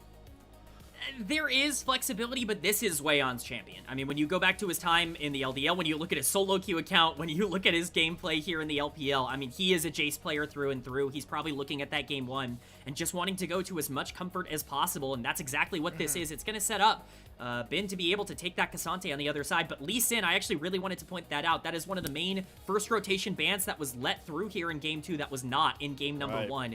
Clearly, Top Esports were scared of it. We'll see if BLG want to go for another very aggressive early game jungler or maybe index more into the team fighting. There we go. Oh, wow. So Shun takes it away from Tien. Everyone can remember the highlight Lee Sin game we saw Tien have against WE will not happen in the grand finals. It's Shun. They'll step up to it. There's still a couple of answers. Like, if you're just trying to play for, like, later in the game, you can still go Wukong. I just think it's really slow in a game like this, so likely we're going to see some answer of, like, a Xin Zhao. Honestly, Trundle is not bad. I don't think there's enough to show, but if you're really worried about, like, the later parts of the game, or you just want to hide some other champions, there we go. Okay, Tien's going to take it. And I'm worried about this top lane matchup already, as we get some kind of pause coming in from officials. The last time we saw Top Esports and BLG play in the regular season, Game 1 started with BLG taking Jace and Zweon taking Cassante, and Zweon got solo killed at level 3 on Cassante, which he's now on the opposite side of the matchup. I don't think that Bin is going to make that same mistake, but it is going to be a matchup that I'm going to be watching pretty heavily, because as much grace as I want to give this rookie, this is a grand finals, and you're playing against the only other top laner that has as many titles as the guy you replaced in 369. And I think it's important, again, to just note that, like, BLG are giving him everything he wants. He is opting into saying, okay, these are my champs. The Rumble, I've been undefeated on in Tier 1 play. I had a 45 KDA on that champion this split coming into this series. Now I'm getting my Jace, which is not only my most played competitive champion, but it's a solo queue champion that he pulls out all the time as well. Like, he is throwing down the gauntlet and saying, I am just picking comfort. If you go into this laning phase against Cassante and you don't get a big lead, or you're in a more rough position, neutral going into the mid game, I mean, that really starts to sow a lot of doubt in the mind of a young player, not just because you're losing the matchup, but because you're doing it on champions that you feel like you need to win on. So I would even say that this is Zweon stepping up, actually, because he's blinding into Bin. He's allowing Bin to have counterpick in these matchups, which I think is a really... Maybe it's a sacrifice he's willing to make for the team, or this is the team giving him his comfort by using first pick. Either way, I do think it is a kind of a burden that is now placed on this guy's shoulders. So what I'm hearing is that BLG are using mental warfare onto the rookie's Zweon, giving him everything he wants and then not finding success. And then the draft-esque warfare here is that they are routinely attacking Jackie Love. Even in the first rotation, we just saw that ban phase, right? Lucio was banned away last game later on to not allow Jackie Love onto that champion. They could really punish the weaker Viper, sometimes on bottom lane of BLG. And then they're also taking away the Ezreal. So it's 2 AD carry bans this early phase. Starting to see a clear plan here on how BLG want to attack Top Esports, and it's trying to slow down the guy who's been in nearly as many finals as Mr. Knight. I think especially because of how BLG want to play bot lane. They don't really want to put a lot of resources into it. They want it to be something that can scale into the late game relatively efficiently, and they want On specifically to have the freedom and the priority to roam like he was able to on the Camille in game number 1. What that screams to me, especially if you're banning out things like Ezreal that can take away the Karma in theory as well, something like the Lucian that takes away the Milio, it screams to me that Caitlyn is going to be a priority for the team in this draft. It's something that they play a lot of, and honestly, I wouldn't be surprised if they really kind of go for that early in this one. We'll have to see here if that is the call-out. Caitlyn Elise.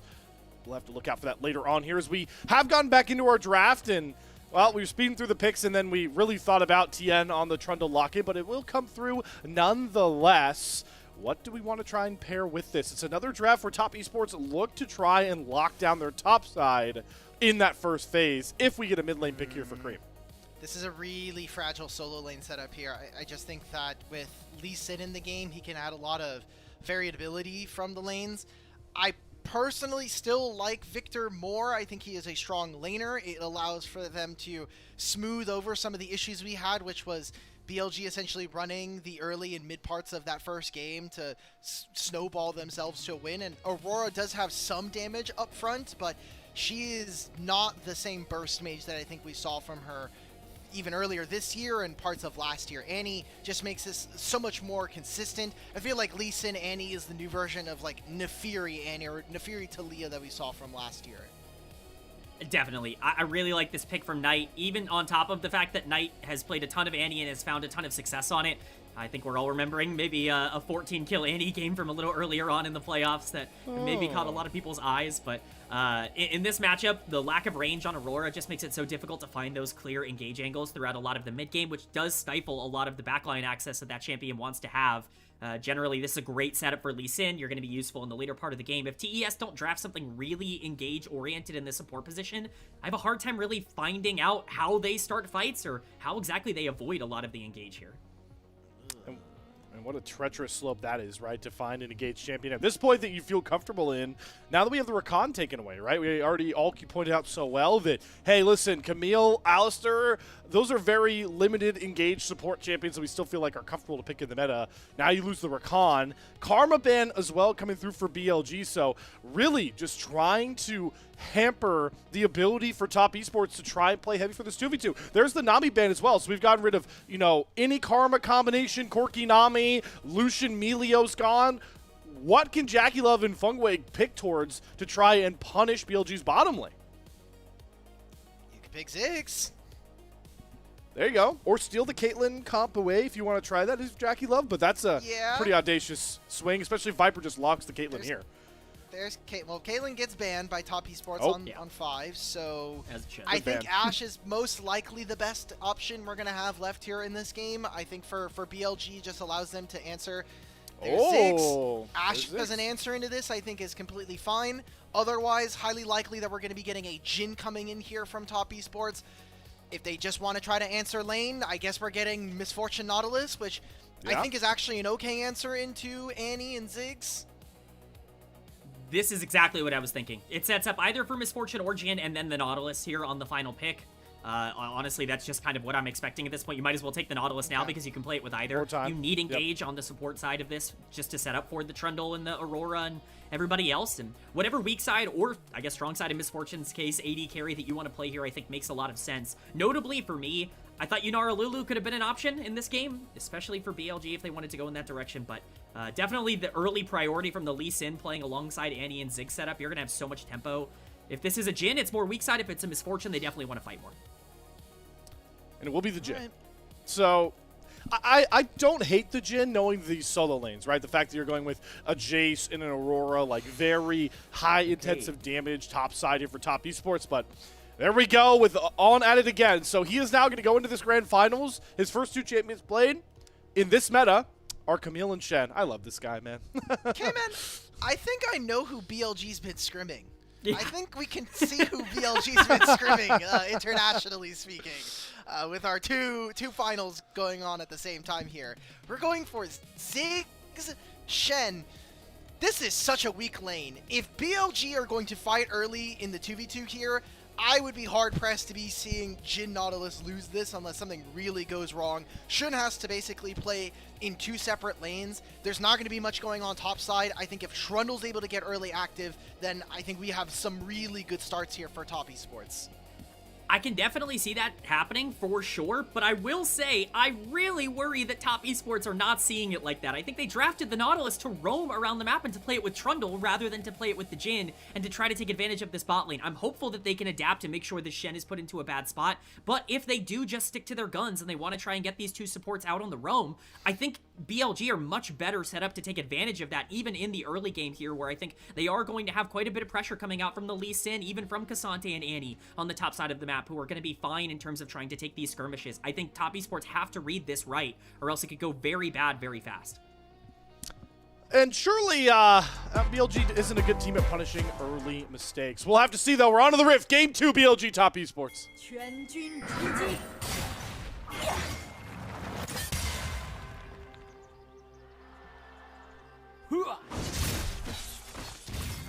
Someone in our chat, please go reach out, get over into Wuhan, and let them know that they need to connect the crowd mic onto our feet, please. Yeah. We can hear the gyos. We're level 1 in mid, bro. We're level 1 in mid, man. Cream, save out of your flash, or just get taunted and die. Oh, the auto's 1 short.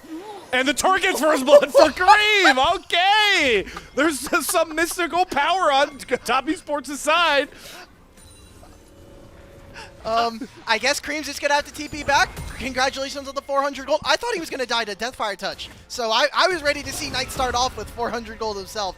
I mean, cool. You started the level 2, and now Zix, he's going to farm. You already knew you were going to lose priority. That completely backfired. I have no other words. I don't know how to explain my way around that one. Shen support already showcasing some of the things we've seen out of Shen support. We're going to see that lane get pushed in. Feng Yue definitely going to be a bit of a problem now as we continue to play on. As we see on the bottom of our screen, played this once before and did not pick up the win. See if things can be different. I think getting Cream accelerated specifically in the mid lane is best case scenario for Top Esports. They need middle of the map pressure, and we talk about Cream needing to step up against Knight. You know, Cream sometimes gets criticism for being more of this assassin player that wants to play on the backline and find these flanks, but he's going to have the opportunity to do that here. Cream has also been a player that has been categorized at points in his upcoming, his rise as one of our premier mid laners of the LPL is potentially a guy who could be, the next Knight or to challenge Knight for one of the better mid laners. And while, that's definitely not what we've gotten this year, mainly thanks to how damn impressive Knight's been. It's important to remember that, especially with how much pressure Top Esports in this iteration of the roster especially put on this guy. The Top Esports have passed. There's no 369 as a veteran on the top side. It's Cream that has to do a lot of that heavy lifting. These are our playoff KDA leaders just from before the series. The fact that Cream 10.9 KDA across 10 games is crazy stuff. And it's kind of reflected in the fact that Top Esports have had such a dominant playoff so far. Here in the finals now, Game 1 was a complete anomaly. That was a black hole of pressure around all parts of Top Esports map. Junglers are on opposite sides now. Oh boy, here we go. Bin pretty trapped up in his spot here. Tries to use the Unstoppable to bait out maybe the pillar. But he's going to have to flash regardless. Good gank there from TN as junglers start to make their presence known in the lanes. Really effective play there coming in from TN to get that flash onto the top side. It really makes Kasante's lane a lot more difficult. Get the backstop here on the Shun. Feng Yue's going to take a little damage. He should be completely fine here. Getting in the back actually delayed is really impactful on opening up the map here for the Lee Sin. You don't really want to be behind in tempo, especially after you kind of got your play delayed. Of course, we'll try to catch the wave as much as possible, but overall, I like this start for TES, being able to get that flash onto the top side. You have that gold lead onto Cream. Things got out of control really fast in game number 1. They definitely have a much more stable ground to stand on here in game 2. Much more stable indeed. And part of that, back delay allowed TN to get a ward, so they can continue spotting Shun, who's onto his Grom, but Zwayon is definitely walking a tightrope here, trying to go into Bin with that low HP, and somehow both of them kind of just casually walk on out of it. If that Q from Kasante lands, that's a solo kill right there. Or at the very least, Zwayon is going to have to use Flash. Now, Feng Yue does technically have a flank. Tian doesn't look like he wants to be here. He looks like he just wants to go for his wolves. Jesus. Line. Hits Viper. On, though, able to body block. Make sure none of those autos come through for JackeyLove, even onto himself. So, does take the bigger brunt of the chunk, but could have been a lot worse. Oh, he got a lot worse. Oh, here we go. Yep, there's the Dredge line into the Deadly Flourish on top of Viper's head. He's going to have to be on using the heal. Feng Yue going to take a turret shot there as well. The Satchel Charge Viper hunting to see if he can hit this Q. Feng Yue's just going to respect Flash nonetheless, and somehow a great flake from the Nautilus turns into a flashless Nautilus heading back to base. Okay, so we actually see some fight from Viper and On. It's not often that we see them be able to contest the 2v2, but they're doing so here. Knight level 6 is going to get ganked. I don't think this is going to be too successful. Yeah, he just throws Timbers on top of Cream's head. Does throw down the Weirding for a bit of extra poke damage, but should be fine. TN going to cross back over towards the bottom side. I'm worried about that recall here for Feng Yue because now it allows him to be on the map a little bit earlier. We see that he's already in River. If Top Esports want, they can just go for a Dragon if they feel like, hey, we have a window where their bottom lane is going to be recalled. Viper already TP'd into the lane previously. They're going to use it just to try to get vision, and if Knight gets spotted and tries to mess with this could get very, very tricky. I'm looking at the minimap. They're going to spot On coming into the Raptors, and now Shun's even exposed here on wards. Yeah, I would find it very, very surprising if BLG full committed to this, especially without Tibbers being available for Knight. Shun's not level 6 yet. He's in a scary spot. He's surrounded, to put it even simpler. On and Shun going to get spotted here by Feng Yue. But Tien covering does mean there's not too much more to be found I'm gonna have to dash away from TN. Neither jungler having access to that level 6, that subjugate, such a big mark here for TN to get a hold of. But it's top esports that have the bottom river control. And they spotted Shun crossing towards his top side, so this dragon feels like a certainty for TES. They have, I mean, Jaculov's going to hit level 6 on this next wave. It's not all that scary right now. They're trying to just fight top lane so that neither of these laners come through. This is just going to be early dragon. It looks like BLG are just kind of trying to answer top side, see if we can kill Swayon or get ourselves a turret plate. He's going to get spotted though. Great ward from top esports top laner to make sure he doesn't die to this dive. It's exactly what they needed. Swayon being able to get out here completely saves this play. Free Dragon over to top esports, and this is taking advantage of the lack of combat power that not only Ziggs has, but that Shen has pre-level 6. TP, though, coming in on tonight. It's Tien again, knocking at the door. Gonna have to flash the traffic cone this time. Another good visit there from Tien. Flashless Annie in the mid lane. Credit to Knight. He's actually doing pretty well in this laning phase. Does have to burn the flash, but he is up 10 CS after giving the first kill over. Usually Aurora can actually pressure this lane out pretty heavily, so definitely excited to see Knight in a position now where he's going to be pretty strong with the Swifties coming in and a lot of the mobility that's going to come in from Lee Sin and Annie skirmish potential coming online. This is a pretty good game state, I think, for Knight in particular, even with the flash burn, but now it's up to Tien. Grubs are spawning in 20 seconds. What exactly does he want to do? Does he want to full pressure those out, or does he want to try and go for something else? Ooh, we're even getting some red buff steals here. Oh, God. Does he know? Because he should get the guys. indicator on his map. Okay, so he's going to stop him. Kind of feels bad for Shun. Doesn't even get to start the grubs, it looks like, with on the bottom side of the map. The thing I was going to talk about, and maybe similarly here, K-Man, how you love Orianna and a couple of other champions. I am a very big Trundle aficionado. I love his pillar. I think against mobile champions like the Annie and the Ziggs, this pillar is going to do work, and we've already seen it start to flourish here in this game too, where if he walks mid, Annie basically gets to say, cool, I don't get to walk back, or I have to lose my flash. We're now getting a TP. Are we really going to send 5 people for these grubs now? Why not? Hulk battery.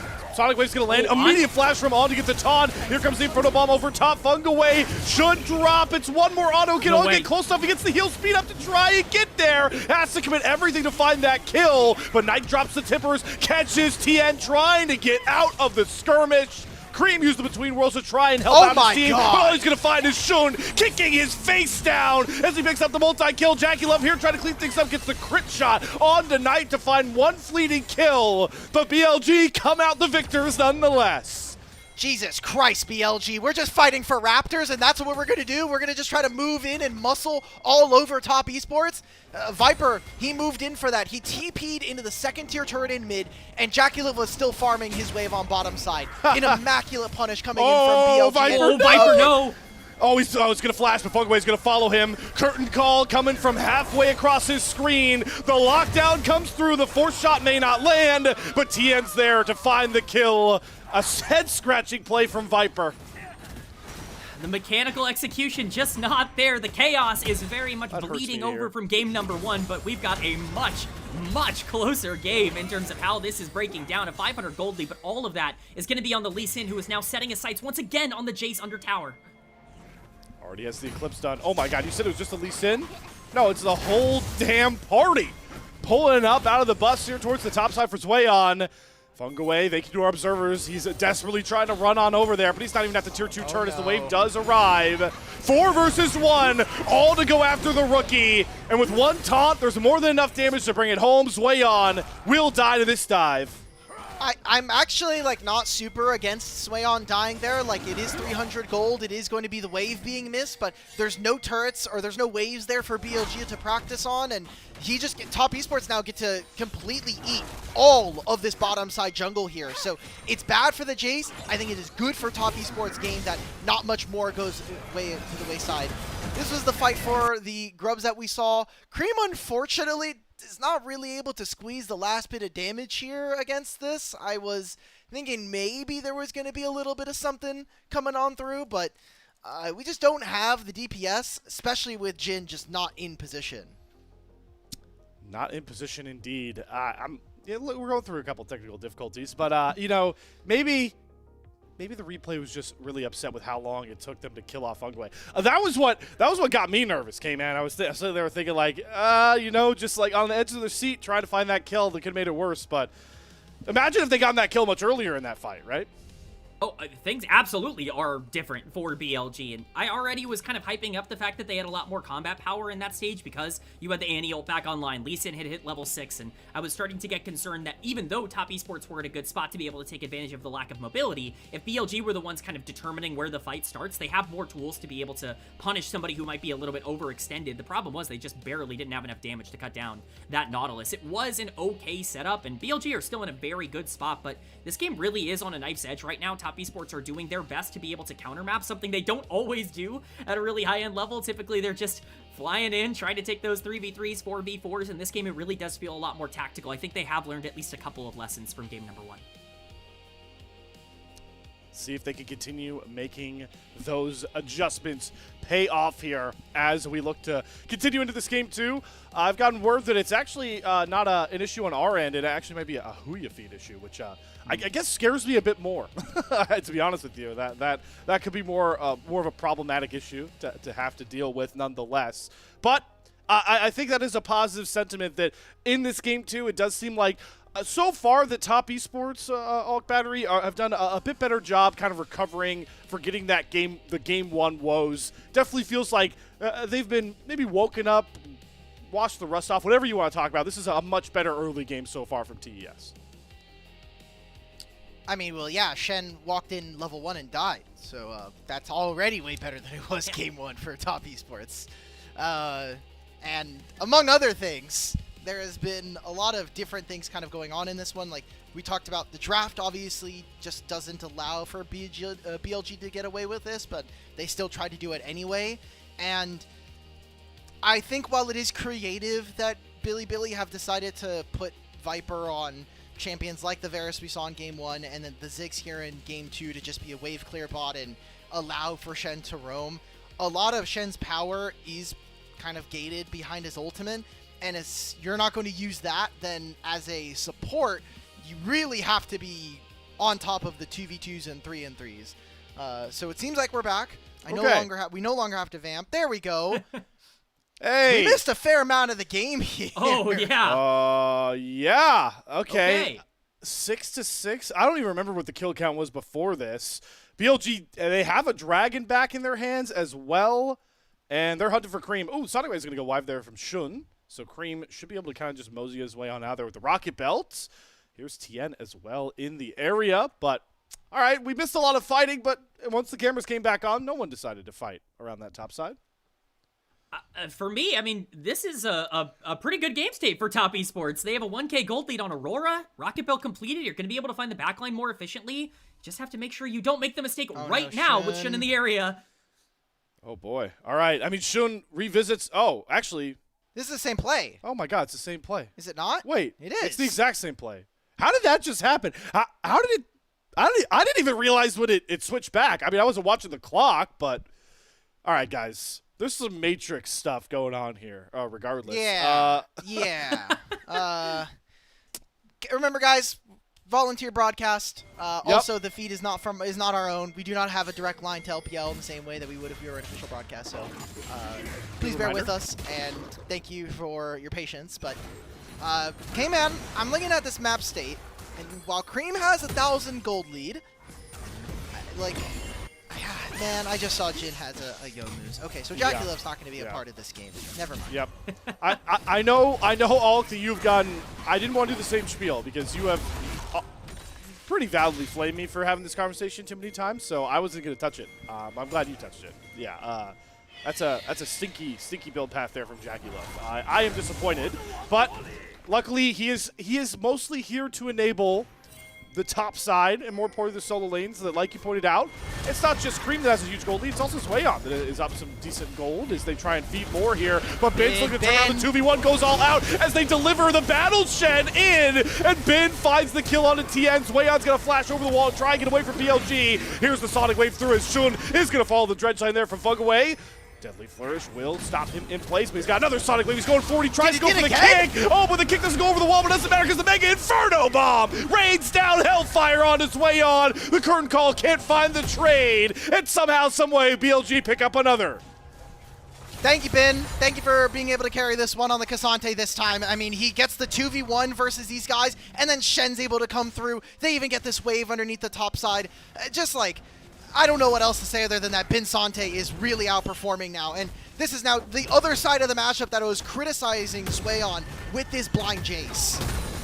That's exactly it. I mean, we get a replay of exactly what happened here. We cannot stress enough. The last time we saw Cassante and Jace in a game for BLG versus Top Esports, it did not look like this for the Cassante. The Shen ult coming down basically makes this champion unkillable even through the all-out. Once you burst down the Trundle, there is no one here who can actually separate for the rest of this team. Shun arriving is just icing on top of the cake. It doesn't matter that Jin stuns him up. The mobility on these champions is just too much, and the lack of damage coming down for Top Esports outside of Aurora is so evident in a fight like this. Obviously, the Mega Inferno Bomb ends up picking up the kill there, but the tempo from BLG plays dividends there, and now we're in a game state once again where they control the pace of the game. Just like that. Couple of skirmishes. BLG over 1,000 gold up, and oh boy. Our observers, woohoo, Cream, good reaction time. They were definitely trying to trap him on that recall, but they won't find him. Still holding on to that lone 1,000 gold lead. Really gonna need to see a big performance from Cream in this mid game. But now we're just kind of just getting gold for the laners here. I think we've now seen a couple of plays in a row where BLG, they're going to throw Knight or they're going to throw Shun into one of these lanes alongside this Shen. And now Knight gets to take an entire turret. We already talked about what Bin was able to get with that last play alongside another turret played on the bot lane. So I think BLG are just doing a lot better of a job utilizing jungle support to activate and get leads for their lanes. Whereas Top Esports, I don't know if it's maybe them trying to use jungle support to get TN a lead or just trying to cover for the lanes, but it almost feels like Top Esports are a step behind the 8-ball here versus BLG. I am very curious to see how much Top Esports want to invest into this Dragon take that just spawned. It is going to be second Dragon for both sides, and obviously this could be a massive fight if it does break out. TES want to give it over. It would be quite a lot of free resources, but they can fight right now. Ooh, big Empire Blast Cone gets Bin some space. Both midlaners have TP. Both are going to channel it as once again Bin's trying to deliver on, but it's a huge kick from Shun to come down, and Tien is done. The Inferno Bomb does some heavy lifting, but it's Knight on the flank to find Sway on. Between worlds, Cream is just using it to run for the hills because BLG are turning in to a makeshift buzzsaw that is aimed directly at the hearts of all of Top Esports. It's Cream that has to flash as both the carries limp away from another BLG win. Billy Gaming right now are just playing better. Shun finds the kick. Tien gets absolutely destroyed in that fight on the Trundle. No survivability. Battle Herald getting dropped here. I guess not Battle Herald at this point. The battle has concluded, but the drifting comes down. The mid lane turret will fall as well. We just watched a 1K gold lead for Top Esports turn into a 4K gold lead for Billy Gaming within the span of 3 minutes. This was an unbelievable turn. I advised against fighting over that dragon. Unfortunately, TES, once again, coming down pretty greedy as we get into this replay. It's just not a good fight for TES. Bin is way too tanky at this point in the game. Shun is playing pretty aggressive on the line here. It feels like they can use this pillar to try and figure things out. But look at that. Look at this setup here. The kick is just gorgeous. Bin plays this fight beautifully. Ends up taking down the Trundle, and at this point, you have absolutely no way to close the gap. Jace isn't really doing anything, and Cream, with all of this gold, is using it to run away the entire fight. There's nothing to do for TES. Man, every time on ults Bin, TES are like Victor Wembanyama watching Jalen Brunson in the fourth, guys. Just everybody get away from that guy. He's the craziest one on the Rift. It's so fun to see how that enables BLG, and again, how On is just playing some picks that nobody else in the LPL is in support right now. This is probably the worst cast that we can start throwing NBA references. Me and Jay Beto are just sitting here like, yay, I know basketball. Hey man, we never. Listen, that one was just because many people know that I despise the Knicks, but game recognized game, man. I had to get one out there. Okay, all right. Well, as we maybe focus in on some more Chinese League of Legends here instead of North American basketball, I guess we have Sunny Weems here if you really need to get some more basketball reference. Very true. Yeah, come on, man. The NBA to LPL tie-in is real in this very finals. We I was going to say we've already technically sent James Harden over to the LPL, but I don't really want to take a pot shot at Giovanna like that. So I will always remember. Who was it that it was? Who did Melo take a selfie with last year? I think it was Jackie Love. It was I remember Jackie Melo Love. was out. Yeah, it was Jackie Love. Okay, yeah, it's real. Yes. And Jacket, hey, he's using that right now. The Melo jeans are, unfortunately, you know, trying to guys, activate get me out of the this. gym. I don't know anything. I don't know anything about basketball. Hey, man, I know what you're talking about, man. Hey, guys. It's okay. The Knicks got their chip. It's fine. It's fine, Melo fans. But as we get back to the game, the 4K gold lead for BLG mostly expresses itself in Cream getting destroyed.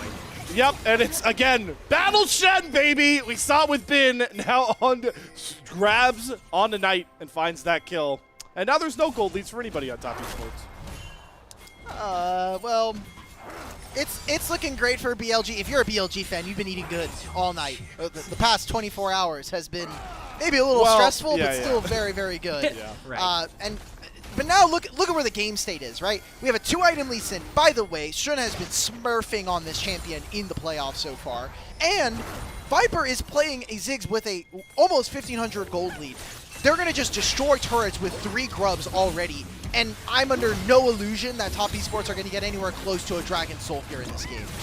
Can't get anywhere close to locking down anybody. They flash, throw out the depth charge, go after Viper, flashes away from the pillar and the dredge line. Viper's safe, but there's a TP behind. Dredge line gonna land again, now claims on to Shun. He's gonna flash kick away Cream, and he hits way on. Knight trying to get into the back end of this fight as well. You're gonna throw a long range Q to get rid of Fung away, and here comes Bin, bringing all of BLG back forward. Tippers right on top of the head of Tien, and the bombs land onto Jackie Love. Viper able to cut down the first team All-Pro LPL AD carry. I think that's just the game at this point, guys. Like, BLG are way too far ahead. I feel like they are just making all the right plays yet again, and they didn't even need a gold lead to do it this time. Cream is searching. No. Okay, he commits the between world, but Shun gets on the other side of the pillar. Viper is 1v1ing Cream, but Bin comes in to make sure that kill is committed. Shun gonna go down, though, to Tien on the backside, but it's just a measly 1-for-1, not enough for Top Esports.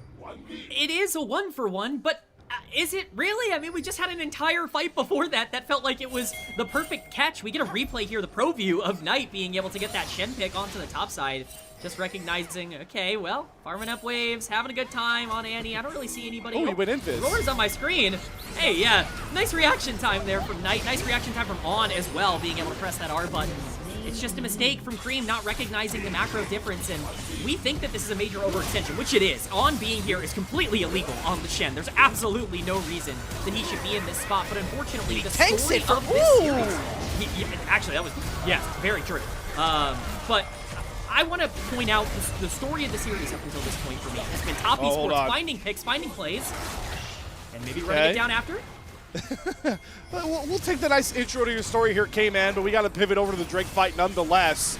The Top Esports are scrambling to keep BLG off the soul point, but Bin goes in and immediately forces Jackie Love to flash, and it's Tien again that is desperately trying to not be the first guy to drop in another fight here as he trudges his way out of the river. And that means that Top Esports can say sayonara to the second Chemtech Drake, and BLG say hello to Soul Point.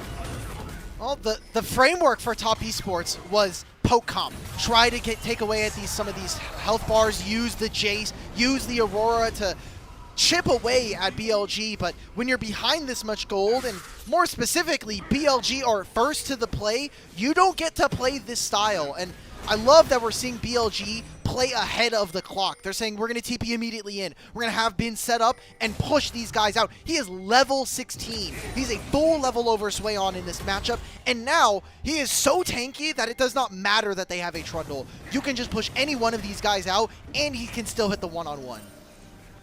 Absolutely incredible stuff from BLG. I really am just so impressed with the way that they're able to take the lead and grow it. Something they really struggled at in the regular season was playing from neutral game states, and we saw here, this wasn't a free, like, mid-game for them. They ended up playing the map incredibly well. They've opened up things with their macro and actually got into objectives first, been able to capitalize on mistakes. this is pretty clearly been Shun's arguably 2 best games of the playoffs up until this point. He's been so important for this team in the regular season and throughout split number 1 and everything like that at the beginning of the year. It's not always been there in the spring playoffs so far, but he has absolutely showed up today in the finals. This Lee Sin, now with Guardian Angel completed, was already unkillable. It's going to be even more difficult to find any avenue into these fights. And oh boy, he's found another target. Zwayon thought, oh yeah, I finally get a bot wave. Nope. He gets a kick to the forehead, an Inferno Bomb over top. Is going to flash away, but there's the Sonic Wave fall for Resonating Strike. He might have baited in Shun, who's going to get after use that GA automatically. On ult! As Aurora's coming in here, but here's On with the ult to try and save Shun. Crave going to find that first kill. That means no Shen arrives, and now Bin, 1 versus 4, never wins that fight. Top Esports with 2 kills back for nothing. The Trundle barely gets out alive on the other side of that fight from Knight just full comboing him, but did I just see a top esports fight where they got some kills and then didn't run it down immediately after? That is a good sign. This is exactly what you need to do. You need to take advantage of their aggression. Champions like Lee Sin, champions like Shen, they require you to make these aggressive plays around the map. BLG are going to keep having to look for them, but if you open it up, if you start to take these fights at the wrong time, you still can be pretty susceptible. This is not a free win, and top esports might have found their way back into this game. A super tight timer for them to do that, by the way, because while that fight is going on, On's ult is ticking. 4 seconds, 3 seconds, 2 seconds. It goes off, they get it onto Lee Sin, but he still goes down. That's the GA as well. That's not going to be available for this Dragon coming up in 2.5 minutes, which would be Soul here for BLG. Yeah, this is the same fight. Really creative, I think. It's a bit unfortunate that they could not get this in, but with everybody else already on here, I'm actually a little more interested in seeing what happened in the mid lane, because as long as Annie, Ziggs, and Shen can actually kill Trundle, going even in this fight is decent. By the way, can we just take a note that they had to put 4 people to kill Lee Sin and Cassante? I think that's a bit worrisome, but with the game state as it is, I think as top esports, you're just going to have to take whatever you can get. We got to factor in, they didn't have to just kill 1 Lee Sin, they had to kill 1.5 Lee Sin. So, you know, just remember guys, GA, right? Certainly something. Just try, you know, we got to give something, guys. Come on, top esports, we got to breathe life back into them somehow as well, because despite those nice picks, they found a couple of those big shutdowns in game 1. It didn't end up mattering that much, and despite the fact they find those 2 critical kills, they're still 3K down, and you guys mentioned we're going to have Baron and Chemtech soul up at virtually the same time in a minute's time for BLG to play with. Yeah, and Ulk made a great point on that previous exchange where there is no Guardian Angel now for the Lee Sin. It's going to be much more difficult for him to find his way onto the backline. You did give quite a bit of gold over to the Trundle. If there is a way to be able to play around this Lee Sin, especially with no GA, it's going to be that Trundle being in the right place at the right time, being able to beat down some of the hopefully squishier members that are available. If you're playing that front to back, it does become a lot more difficult, but it's the only setup they've got. Important cooldowns to be looking ahead of this fight. Seeker's Arm Guard here for Viper, and 3-item Jackie Love. He has been the captain for this team. He continues to be a leader for these guys, both in and out of game, and he's going to need to show up. We've been talking about all the other players on this roster, but Jackie Love on this Jhin alongside Feng Yue have such a big job, and they're going to have their flashes as we go into this next Dragon. The Sonic Wave from Shun, he's going to immediately go for the insect that grabs Jackie Love by the jaws, and the explosion from Viper gets rid of Jackie Love. Feng Yue to fall right after, and Shun to make sure there isn't a shot in the world. One of the most decorated carries in the LPL can fight it out. You know what? Just give Shun the MVP for this game at this point. Jesus Christ, man. He just snapped Jackie Love's head off with a single kick. That's Soul here for BLG, and if they feel confident enough, that might just be Baron afterwards. Top esports, I think they're in full desperation mode now. Oh man, it's the Between Worlds from Cream, but he's just trying to bait Bin around. Look how big this tanky health bar is from the level 17 Cassante. TES are completely gated off of this Soul Dragon. They have a ward on it. Viper's starting to get some decent chip damage in early.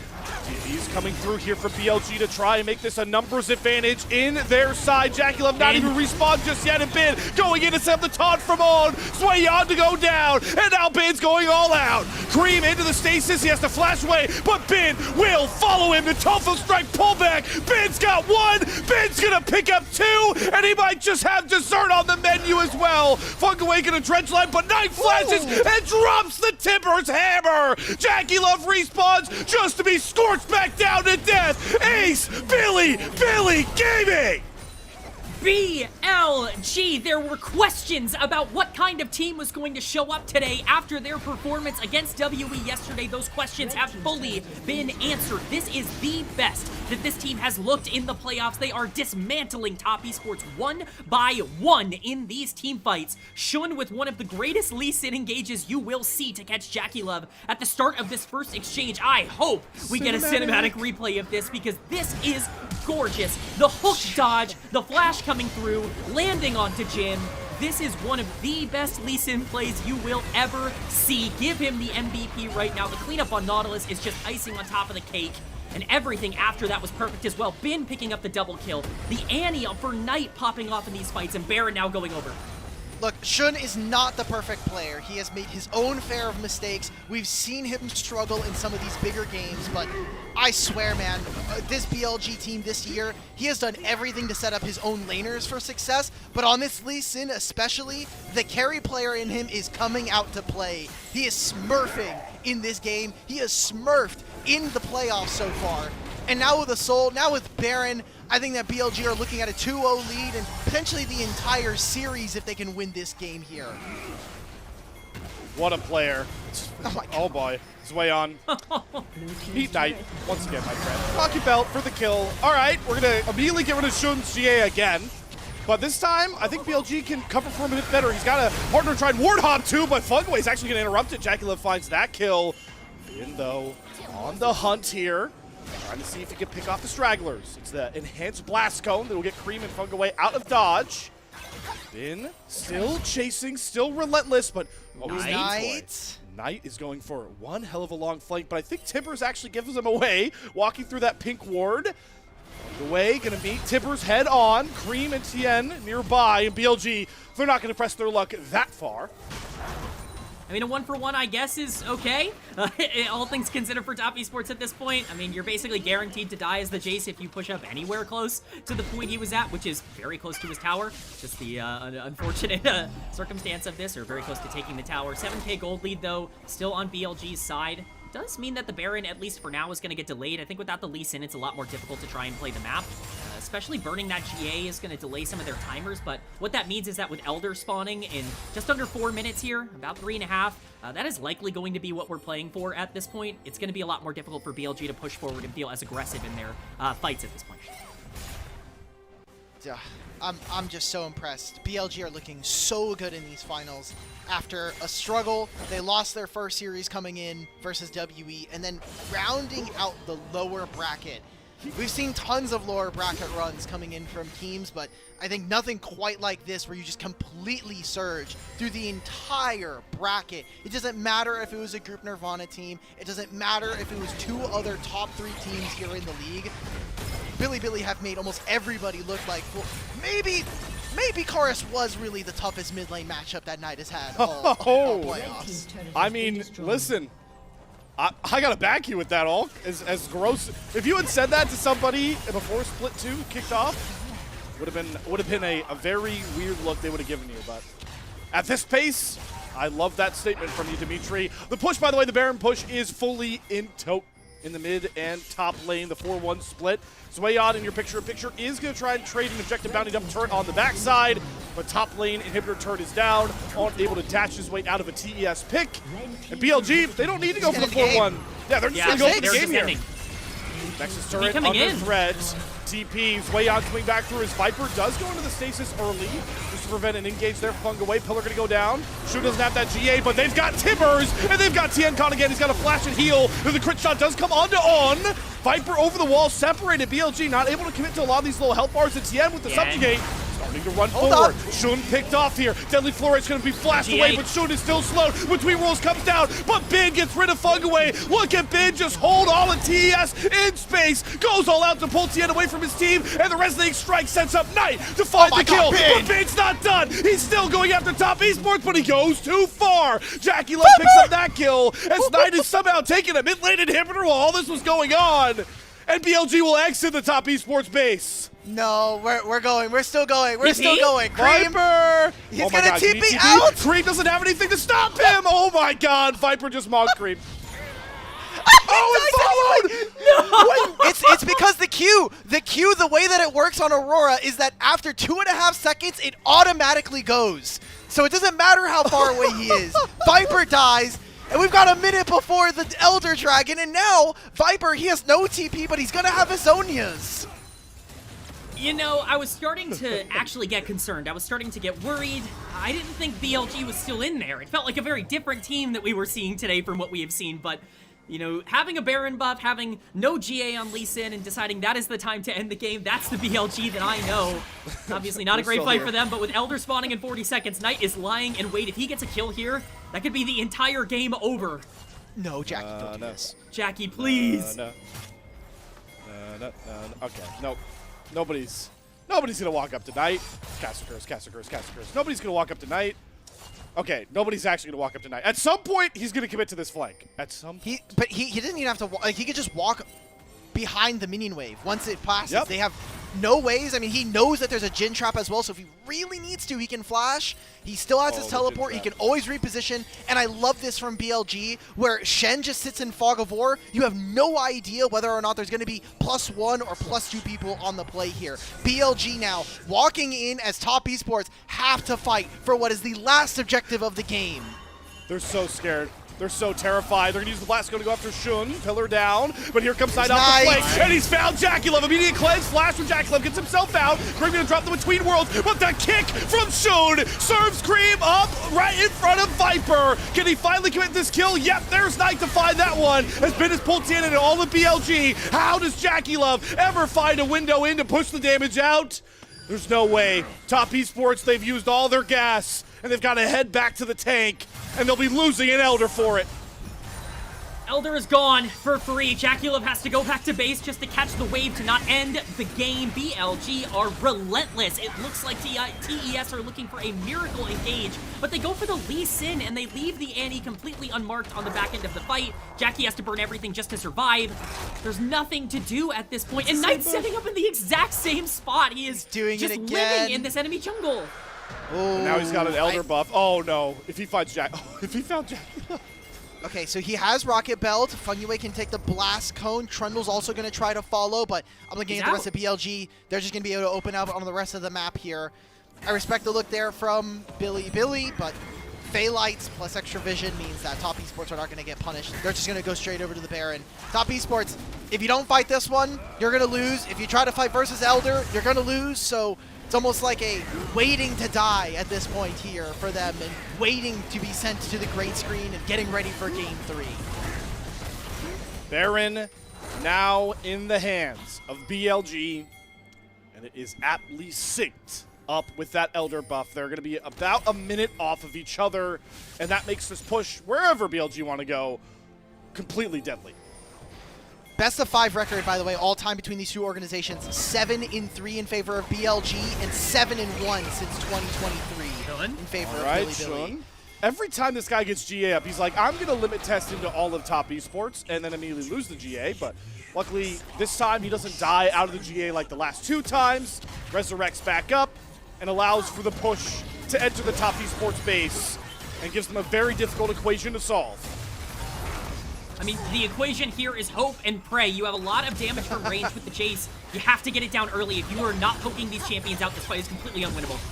Photobomb going to go wide there from Viper as he tries to chip down Jackie Love, who skates around the damage decently. And Hipper going to respawn to slow down this push as the Kurt Call comes out. They're going to try and block these shots. They're going to commit the Stand United onto Viper. Own is going to get interrupted, but there's Nexus turret 1 down. BLG going to step up to find the second one as well as they drop the hammer onto Fungaway, just trying to play bodyguard on the front side. Viper and Knight buying their time, but it's Ben that's going to flash forward because he has found Jackie Love. Ben gets the shutdown, and Ben ends the game. BLG 1 game away from being your back-to-back LPL champions. Goddamn. It looks good, man. Woo. It looks so good when BLG do it like this. When they are winning their lanes, when they're playing a full court press onto Top Esports. Every time we have seen these guys match up, it has gone somewhat the distance, but it has always gone BLG's way here in the finals. And we're not just getting a BLG win. We are getting the BLG win. We are getting the performance that we needed to see. There have been so many questions about whether or not this is the same team and whether or not they were exposed throughout a lot of the playoffs, throughout a lot of the regular season. Is this a team that has the macro? Is this the team that has the late game to be able to actually perform against some of the best teams that are now, stronger than they were in split number 1? Every single one of those questions right now is being answered. It feels like there's not a single thing that Top Esports has thrown at them that they are not prepared to outplay and outmaneuver. Their ability to play the map has been unbelievable, and this is truly turning into a Shun Legacy series. A Shun Legacy series, a legacy continuing to build of BLG in 2026. Game 2 goes their way, and they are now on the precipice, on the cuff of finding themselves Split 2 champions. Before we get there, we got to go back to our desk where I'm sure Mr. Quacks will have a lot to say about Shun. Yo, I might not be a Rizzler, but I do know Shun's Lee Sin's looking pretty darn good, all right? That's all I'm saying. Undefeated on the Lee Sin, insects left and right. An incredible game by BLG. I'm Azel. I'm joined by Jay Beto and Quacks. And thanks to the casters for a wonderful cast. But a BLG who is not taking no for an answer when they're on a search for another championship here, Jay Beto. Yep. A massive upscale from last night. We'll get into it a little bit later, but not happy with how I ended up predicting this series because I think BLG showed some real weakness last night, and it feels like they've managed to change it up. I don't know if it was a Weibo post or just an interview comment that Bin made before the series started that he said, don't worry, this is going to be a lot easier than the WE series. And, I mean, Bin's known to have some strong words sometimes, but he's been right. And not only has he been right, but he's kind of been the unsung star of the series so far. An unreal weak side performance from Bim. Shun links up with him and a legacy Lee Sin performance, and then Knight is just the best player in the world. I'm ready to say it. He is ridiculous. Oh, yeah. He's been the best player in the world, honestly. And I think for BLG, this is a really fun series so far for them because we've been talking in their lower bracket run about how the macro has improved, how the late game has improved, how these characteristics that were previously kind of the Achilles heel of BLG in the regular season and in years past have kind of come through and improved as they have gone through the lower bracket. But we never fail to go back to the source of what made them a strong team to begin with, and that was the micro. And unfortunately for TES, they're just getting hands diffed. We're seeing a lot of skirmishes happen in the early and mid game, and every single one of them feels like BLG are just better. And it's the individual performances, I think, that are shining so much. My God, Vince Casante was disgusting. I think when we get to see moments from these players individually throughout this series already in 2 games, I think it's always so important to just be in the moment and see that this is an incredible performance from BLG, kind of regaining a lot of the trust that maybe was lost with that round 1 loss to WE. But it's a team that's firing on all cylinders. We got a Viper. We got a Viper Ziggs doing 47K here, twinning with Knight at least, but an impeccable performance across the board, Jay Beto. I've never seen that happen before. Exactly to the 1,000. I wonder how close, to the 100. I wonder how close exactly they were to getting exactly the same damage. Do you just check post game and go, like, are you trying to copy me, bro? Like, what's going on? Yeah. But yeah, ridiculous series from BLG so far. We're talking about the solo lanes, and it would be there would be a gap. I didn't think the gap would be this big, and I have been a BLG solo lane enthusiast throughout, their lower bracket run. It looks ridiculous. And Mazel, you were asking me earlier in the series about what Top Esports need to do, and I still think Jackie Love's been quiet, but there are so many holes all over Top Esports gameplay that it's really hard to just fix them all in one go.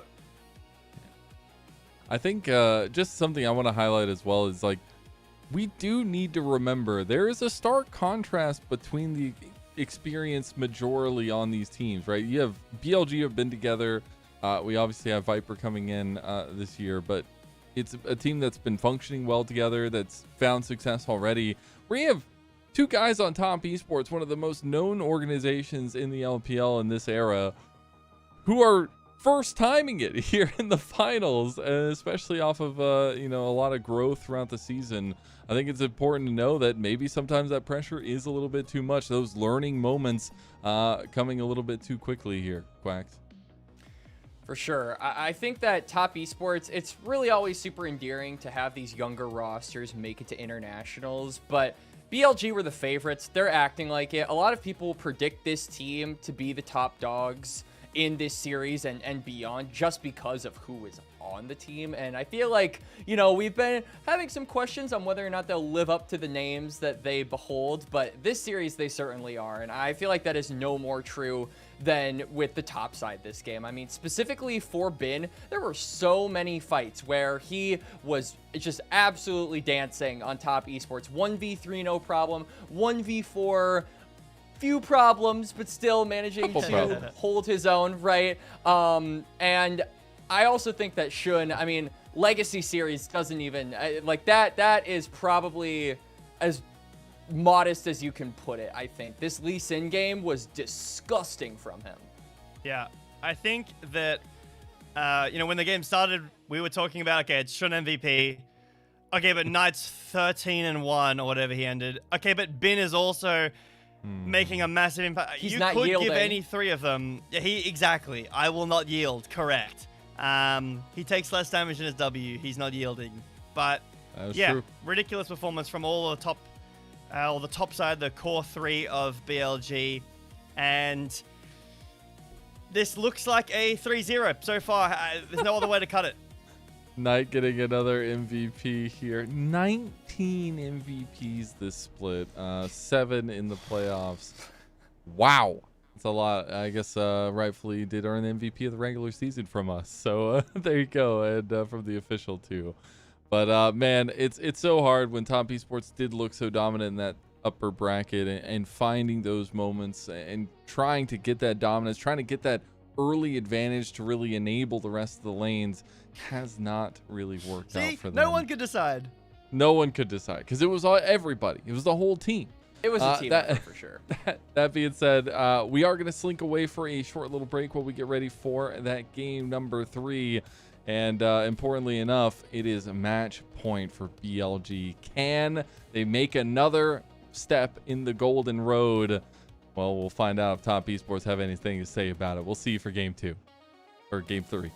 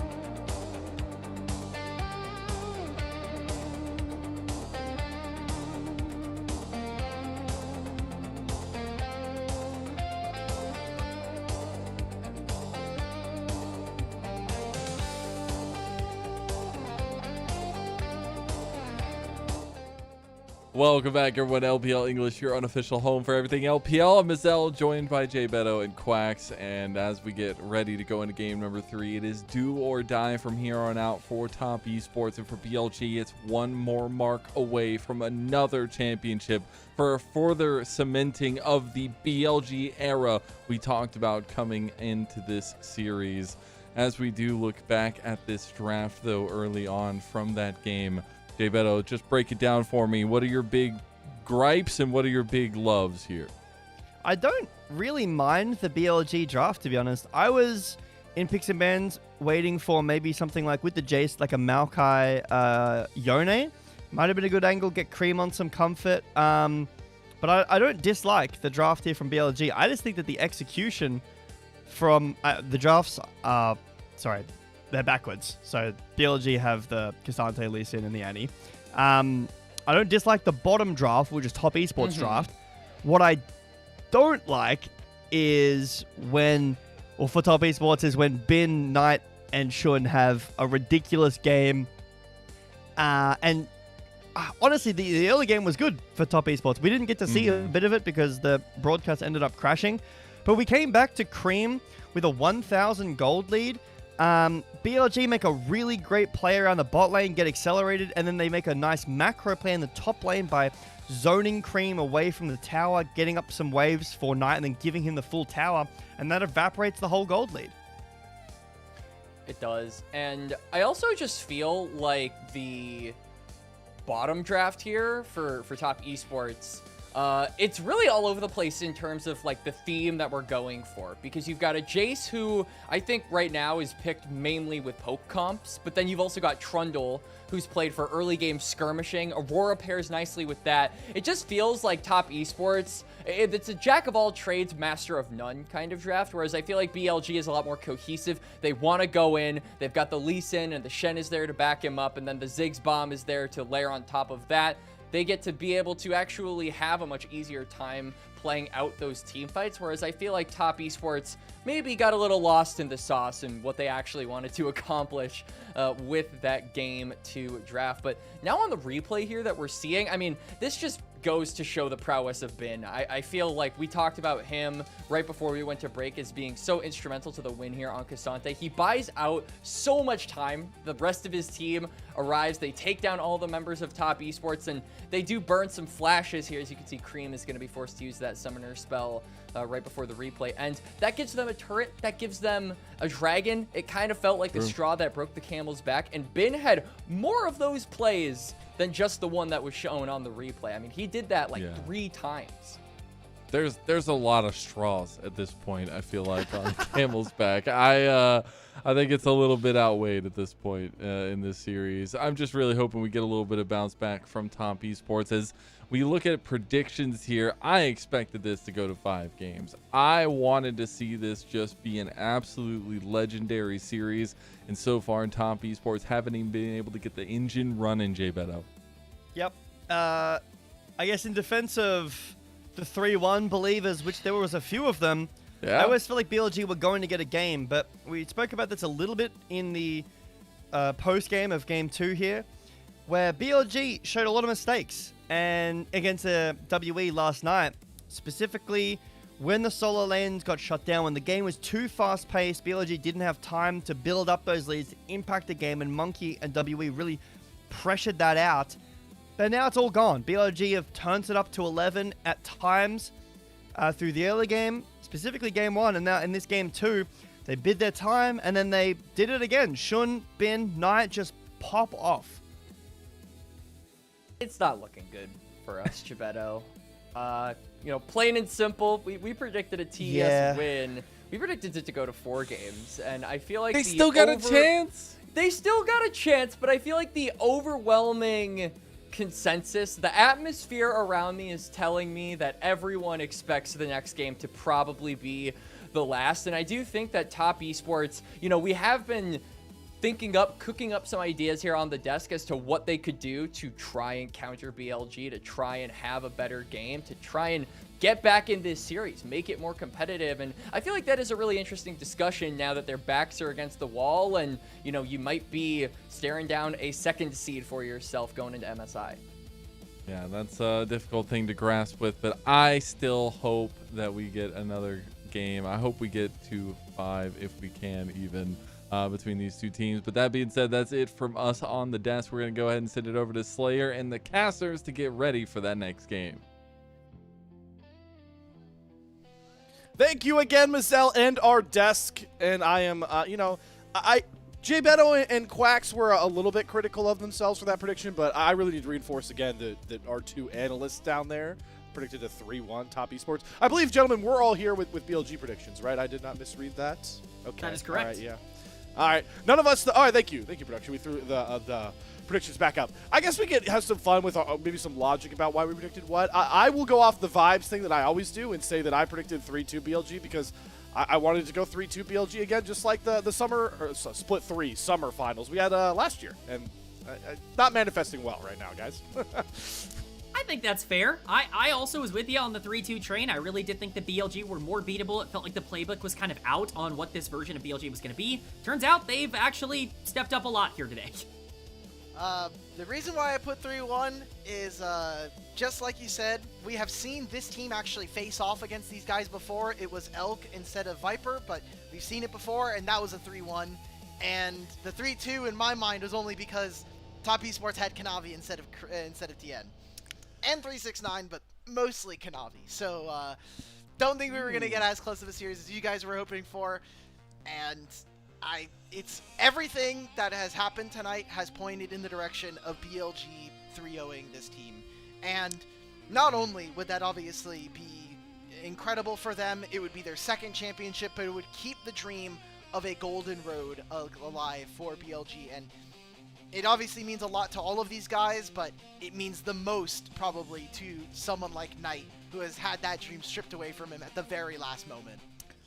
You know, I'm going to lean even further into that, what you said, All. Just saying, guys, MSI is known as the LPL tournament. Don't forget that. All right, we are into Game 3 draft, which could be our final one of all of Split 2 here. And we'll see if Top Esports can battle back at all. They are once again holding first selection on the red side here, and so far, starting to see a little bit of a switch up in bans to them. They're going for the Mbessa early, but K-Man, I don't expect BLG to break away from this mold of no Orianna, and let's just make sure that Jackie Love is uncomfortable. Yeah, really no reason to change things up. You are much better at playing these flexible bot lanes than Top Esports is going to be. The Ezreal is gone. The Bard obviously is taken away. The Lucian is likely going to be off the board, I would imagine, with this third and final ban. That would be certainly what I would take away in terms of just not giving combat power over to Jackie Love and Feng Yue. We have seen time and time again, without that bot lane priority, the TES really struggled to generate early leads. Seraphine's up. Seraphine was the trade here for Mbessa ban, so it's either going to be Lucian or her. It's going to be Nocturne. Please, Top Esports, do not click on the Lucian champion. Just take the Seraphine. We're going to take Ashe instead. You can still play a couple of different lanes if BLG really feel like they want to split this up. But if you know that they're going to be picking Ashe, just pick champions that are going to be tanky. Her DPS is not incredibly high, and again, a lot of her power budget is put into her utility. So I want to see something that we've been waiting for and just maybe have more options or more information thanks to the Hawkshot. Ooh, all right. We're splitting up the duo, though. The Seraphine going to be picked here by BLG. And it looks like it's going to be, Ashe Lulu now as the trade. Yeah, Lulu has been the standard go-to when Seraphine is kind of taken away as that other pick. What is really intriguing to me about this right now is what exactly do BLG want to do, because I think hyper carry is very possible for Viper. We have already seen his ability to close out games, and if you are giving over a lot of this lane pressure early, then you can actually use a Senna really efficiently, and that's going to be the lock-in here. Viper playing Senna. It's Senna Seraphine Scion into, right now, an Ashe AD carry. Wow. Okay. All right. They got to make up a lot of damage somewhere else here, if you're Top Esports. Yeah. That's where I'm a little bit like a kind of, I love the Senna Seraphine. It's really, really sturdy if you can just make it through like the first 3 levels. But after that, the thing that I'm kind of going against here for BLG is not only do you have a lower overall damage coming in, I think that Ashe Wukong makes Senna's life living hell, even if you have this support on your side. So going into the second phase of draft, I need to see what the solo laners of Top Esports are going to be, and obviously for BLG, what are you going to index into? I'm actually quite surprised that it is going to be an Akali ban on their side. I almost feel like BLG would want something that's going to dive into the backline and make both Lulu and Ashe uncomfortable. There are multiple junglers up that I think could be very, very dangerous on the pick here for BLG. Xin Zhao is going to be banned away. That was kind of the main one that I was looking towards, but it's certainly not just Xin Zhao. This is very much a, potential, Poppy angle. You get a little scary there. It's shown in Game 3 has been popping off. I don't want to speak the Nidalee into existence, but it would exactly be the scariest. It would be a pretty good Nidalee game if you wanted to go for something like that. So definitely some options. We know Knight can take over on basically anything. Banning out the Akali tells me he wants to go control mage, and it will be that Victor.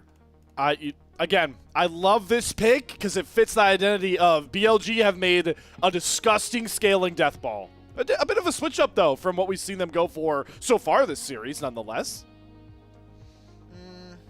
Get in second phase. You just need high damage mid laners, and there's not a ton left. If you're going to be playing into Victor, I'm looking at what we have seen. You can try to play the Hui. I think Hui is nice. Olaf to Rampage in the backline, okay.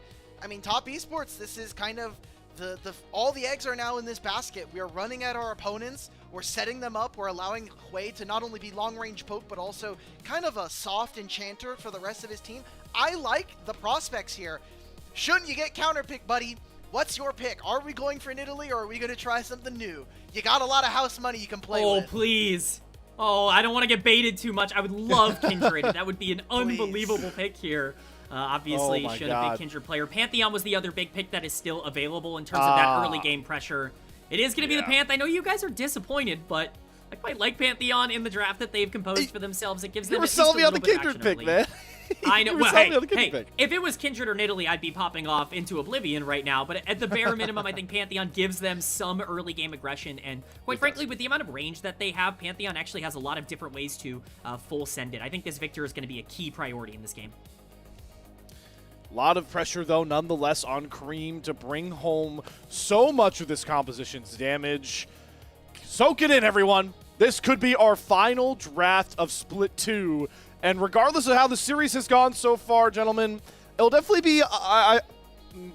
maybe I'll cast or curse it, but the way BLG have drafted, I think we're in for a much different game than our first two again. Potentially a much slower one if BLG are going to really bring the tempo down to allow for Viper, really everybody but Pantheon, scale up in this composition. If BLG stumble, they're going to lose this game. You just have Ashe, you have the Olaf as well. I think it's really tough for them to break this. Similarly, if Pantheon loses his lead ever, you just don't have the damage to really match, and you won't have the ability to make plays versus a Lulu later on in the game. So BLG need to win early. They need to be able to find ways of opening up leads with this Pantheon, with this Victor. Otherwise, I think it doesn't matter if you have scaling if you don't get to play. BLG Top Esports onto the Rift again for maybe the final time.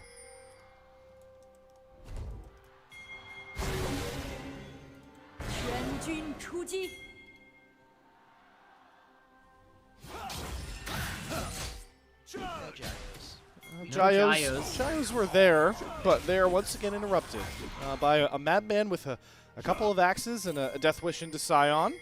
Shun going to re-engage into TN there with Knight nearby. So a lot more poke damage coming down. Neither jungler is going to see their clear path warded, but it's a mutual understanding that Shun and Tien. All right, as I say that, just going to be a ward. So going to spot that Shun is onto his blue buff. So a bit of information gained there for Tien. All right, so I mean, I think this is slightly favored towards BLG. Wukong, not the fastest clear, especially in the first couple of minutes. So I will be interested to see if maybe after the top side clear, we just see Tien decide he's going to take a recall, get himself a long sword, go back on bottom side, and then just try to meet Tien on the bottom side of the river here. But maybe he's saying, I have Senna Seraphine. If I don't have priority, I think my bot lane has done something pretty normal. I think that's completely normal for this kind of draft. Definitely would be normal as we get a little bit of an exchange. Should just be a trade of summoners, as predictably the Senna Seraphine are much weaker at level 1. Who would have guessed? Obviously, Jackie Love, Fong Yue not exactly had the chance to really go wild in this series up until this point. Ashe being the priority pick, the preferred pick here for TES over the Seraphine definitely shows me that they want that early pressure and that they do want to utilize those playmaking tools, but and a need to see that priority actually come out. Both of these junglers should be pathing towards the bot side. Shun on a ward. Yeah, he's He's gonna cross over. I think this is just to try to force Cream's flash out. He's not gonna get the cannon minion. I think that's probably the most depressing part about all of this. Yep, there it is, goes. minus one. Yep. This, gentleman, we didn't touch on it too much from draft with all the things that were kind of colliding at the same time. And this is two supports that are not going to roam. These are not two supports that are looking into kind of open up the rest of the map. I think this is probably the best shot that we have for our top esports to take a game here in this series. And it comes with two supports that are going to be sitting right next to their AD carries for the most part. Well, as you say that, Fengwei abandons his AD carry to back up his jungler. Tien looking to steal away this red buff, and Will with the smite takes a decent amount of harass there from Owen. But hey, listen, guys, we didn't fight all out over red buff in an early game, so we're starting to break that mold a bit here. I think it's a really good invade for TN. Getting any sort of early lead in terms of experience on this Pantheon, or at least staying neutral, I think is really important for Wukong in this matchup, just to make sure that that Grand Starfall doesn't come down before you have the chance to be able to try and make a counterplay. Get a bit of a replay here. Flash over the wall. The proxy wave, a little bit of Olaf gaming coming in from Zwayan. So he's doing it because look at where the minion wave is now. The minion wave is on his side of the wave. It's going to be hitting his turret. It's going to crash in front of him. And he knows if Pantheon comes top lane, he's kind of screwed if he doesn't have his ultimate. So it looks funky, and top or BLG have no idea that he lost his flash there. Zero. So they're going to be operating with the information that that's still available for him. I kind of like it. It's like a my covert op. Nice fear there from Cream to make sure that Shun does not land the Pantheon stun. So Cream started getting his back on the Hui. And we talked endlessly about how vital he needs to be on this pick, and really just how vital it is that he steps up in this series. By far been one of the quiet members up against Knight, as many mid laners are, and well, it's not going to get easier now. He doesn't have a flash. Is that the most quintessential Cream play of all time? He perfectly executes a fear into the ganking Pantheon and then immediately oversteps and has to burn his flash. It's just everything that we know about Cream when he's on these control mages in the mid lane, and he's going to need to be big here today. You know, I know we definitely are favoring the top esports draft. I think this Olaf and Ashe are going to be problems, but I think the Victor is in an okay spot to be enabled if you do want to play around that lane, especially now with no flash on the way. You do hit that level 6. You could actually see some pressure be put into the mid lane here from Shun over and over again. Especially once those ultimates come online. Finally, you know, we talked about how we have supports with a different vibe, right? They're going to stick towards their AD carries, play a bit more for the 2v2. Also, our first game where I feel like both of our junglers are saying, hey, listen, we both need our ults bad to create a lot of plays here. Maybe a little bit less for Shun, but it hasn't paid off. Definitely for Tien. So these full clears are going to be very important. Both are going to be cruising towards the level 6s as On is going for a double beat drop, the rare Seraphine roam, and Cream kind of just walks out of it. The timer, yeah. You know, you gotta make the roam mid once the dragon spawns. He might not be on a roaming champion, but he at least has to keep some things in check. Cream generally continuing to get pushed out. Look at the vision coverage already on the map here. It's going to be very in favor of top esports around this dragon. It's going to be really important for BLG to redeploy on this map with the Pantheon, try to hit that level 5 as quickly as possible, and get in this area if they want any chance of contesting this. Tien onto the dragon. Gonna use that bot lane priority to try and get that Drake stacking. Right foot forward. Have seen this from top esports already in this series, but BLG are looking to contest. Neither jungler has ultimate access. Tien maybe trying to get it off of this dragon if he can secure it. It's the harass from Viper over the wall, but the spike will be true. And Tien gonna get that dragon. No level 6 yet, still no Cyclone, but BLG are posturing, looking for a fight. Shun's gonna flash right on top of Cream into the Graviton well. The Sprouting Despair will be blocked by Shun as he grabs himself first blood. Jackie Level with a hail arrow is gonna flash after On. Find that kill, trade it back. Viper just does not have enough juice to make a smoothie out of top esports. It's gotta be Knight swinging over, but Jackie Love is standing up tall. He's got the lethal tempo, and he is not backing down. Viper gonna have to run away from Fengwei to be the only one to survive in the river for BLG. Top esports have won a skirmish. It's Zwayan might want in on this action as well. He's popped the ghost. But it might be Bin's Despotic Smash. Oh no, he's looking for the turn here. Soul Furnace not available, and Zwayan still likes the Olaf healing. There's no mana. Bin just used on that Decimating Smash. Oh my god, Zwayan is walking on a wire here. He's just 2 autos away from death. He's going to get the shield and finally limp out. Okay, all right. So all in all, Very big win here for Top Esports. We have the Ash Lulu, who is for sure going to win this matchup in the 2v2, and then an extended 3-on-3 turns into a 4-on-4, and hey, you oh my god, Viper! Dawning Shadow, baby. Okay, I think Swayon's out of this game for right now, but hey, look, we got the kills. We got 2 kills on JackieLove. That's the most important part. Honestly, I don't think it's that bad for BLG. I think getting the kill onto Shun before you hit that Grand Starfall and continuing to look at Cream, not having a flash. TN's on the top side. He's going to be looking for a play onto the Scion. Can he back in time? Ben was trying to go for the classic mental warfare back under the turret. Oh, Tien doesn't get over that wall with the Trickster. He's I don't just know if out. he gets close enough. Yep, and Ben's just gonna he's gonna walk the long way back around, and now he's gonna back on a ward. Does Tien want to go for it now? JackieLove, arrow is up. Ben, can he flash it in time? Nope, he's gonna take it straight to the face into the Cyclone from Tien. And Ben in a world of hurt here, second cast up. Ben is gonna, oh, he went for the flash. He tried to go for the brush trick, but he should have known he was on a ward. He got sniped by the arrow. They just thought it was blind at that point. Thank you, Sixpack. Oh my god. This series has been so entertaining, and it leads to a Grub take here from Top Esports. That top side play is really important for TES to make.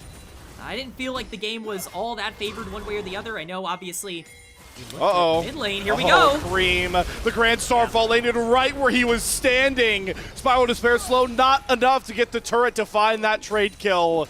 It's a gifted kill tonight, courtesy of his jungler. This is exactly what I'm talking about with the Pantheon. You can't be looking anywhere else with these ultimates. You need to start enabling the Victor, and especially Cream. With that flash still on cooldown, just barely, you definitely want to be making plays there. They have to trade a ton across the map, but they are getting gold into the right spots. This Olaf is down 700 gold, and Knight is starting to get a little bit of a lead. That is really important for this team going into the mid-game. Very integral indeed. So we do get, to take stock of everything we're at here. Viper, of course, on a stacking champion. Still has yet to get over to that 20th stack mark. So this is actually, I know it's been a bit since we've had the Senna stacking convos, but this is definitely behind pace and a product, again, of the Ash Lulu just making life hell for a scaling AD carry. It's also a statement, by the way, to take Senna versus JackieLove. Like, JackieLove is a world-renowned Senna player, and to take it against him, you're going to have to perform here up against Top Esports. And maybe it doesn't feel like that with how the momentum of the series has turned out. Should be fine. The Ash arrow. He should be fine. Oh, gets the double tap snare, but JackieLove is unrelenting. On is so close to dying, and Fungaway will find that kill nonetheless. It's still JackieLove and Fungaway having their way with the BLG bot lane. I don't know what happened. Was the body block not there for some of the Qs coming in from the Lulu? It was too much damage coming down way too fast onto the Seraphine, overstepping from On. Really did feel like he had the healing to be able to survive. The Q not up in time. That is a massive mistake. The more gold that goes over to JackieLove, the harder this game becomes. That is the one area of the map you cannot continue to bleed resources on, and BLG making that mistake consistently.